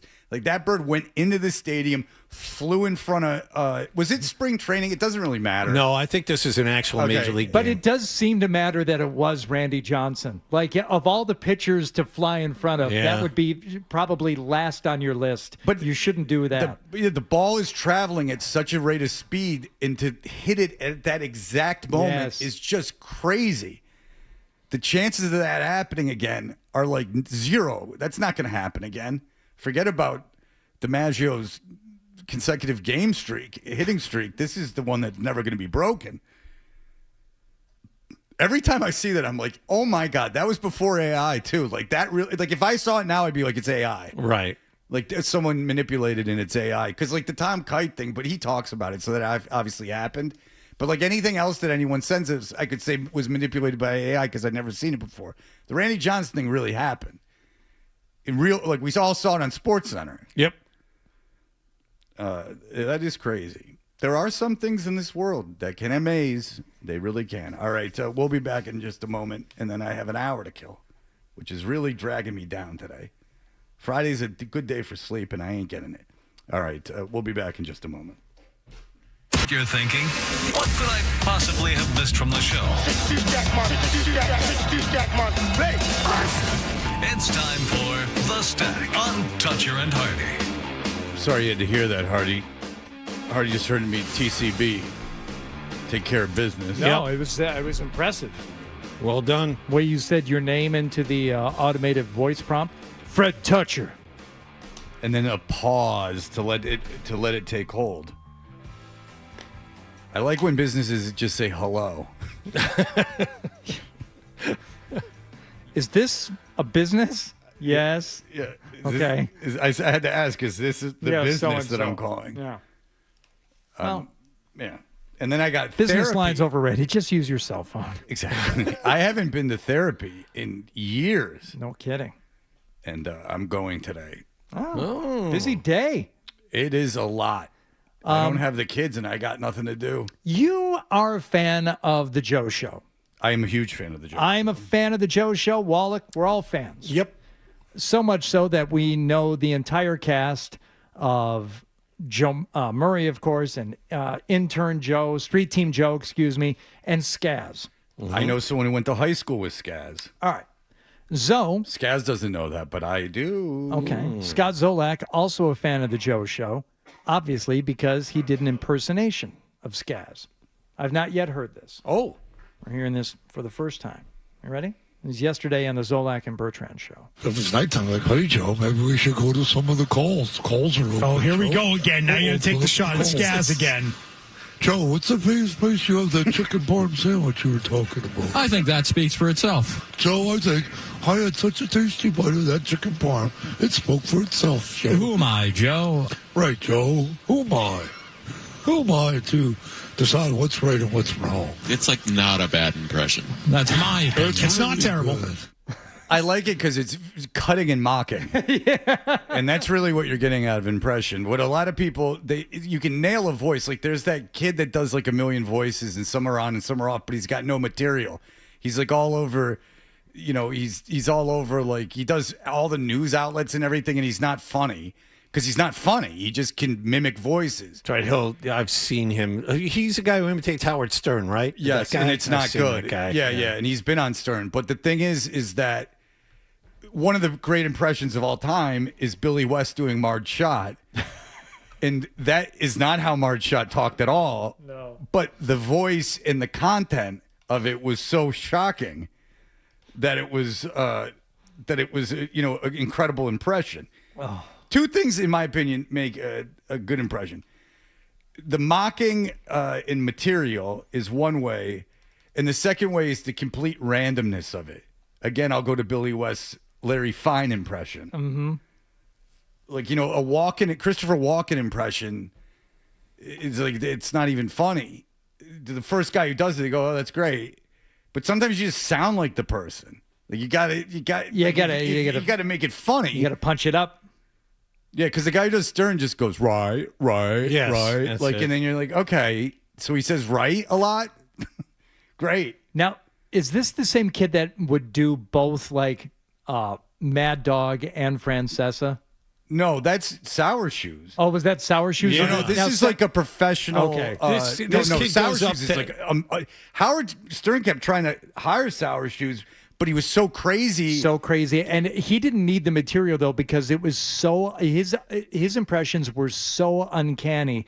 He didn't need to have like funny things. No, to but he say. did because he did Gary in the normal Gary voice, like not like, hey, not like that. He did Gary's voice. And he just would have him go on and on and on and on about stuff. No, Sour Shoes is called into shows that I've been on. Sour Shoes like memorizes the show, like parts of the show, and then regurgitates them in a perfect voice.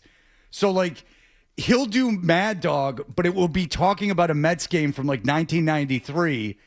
Like exactly what he said in 1993. Well, but that was kind of my point. It's like he didn't punch it up at all. No, but it's more than just doing an affectation of the guy, right? Like it's like the randomness of going, like knowing what Gary said about collecting vinyl or going to a vinyl party and knowing it all. The guys in the back. I can't do Gary Del Monte, but no, Sour Shoes is like a mad genius.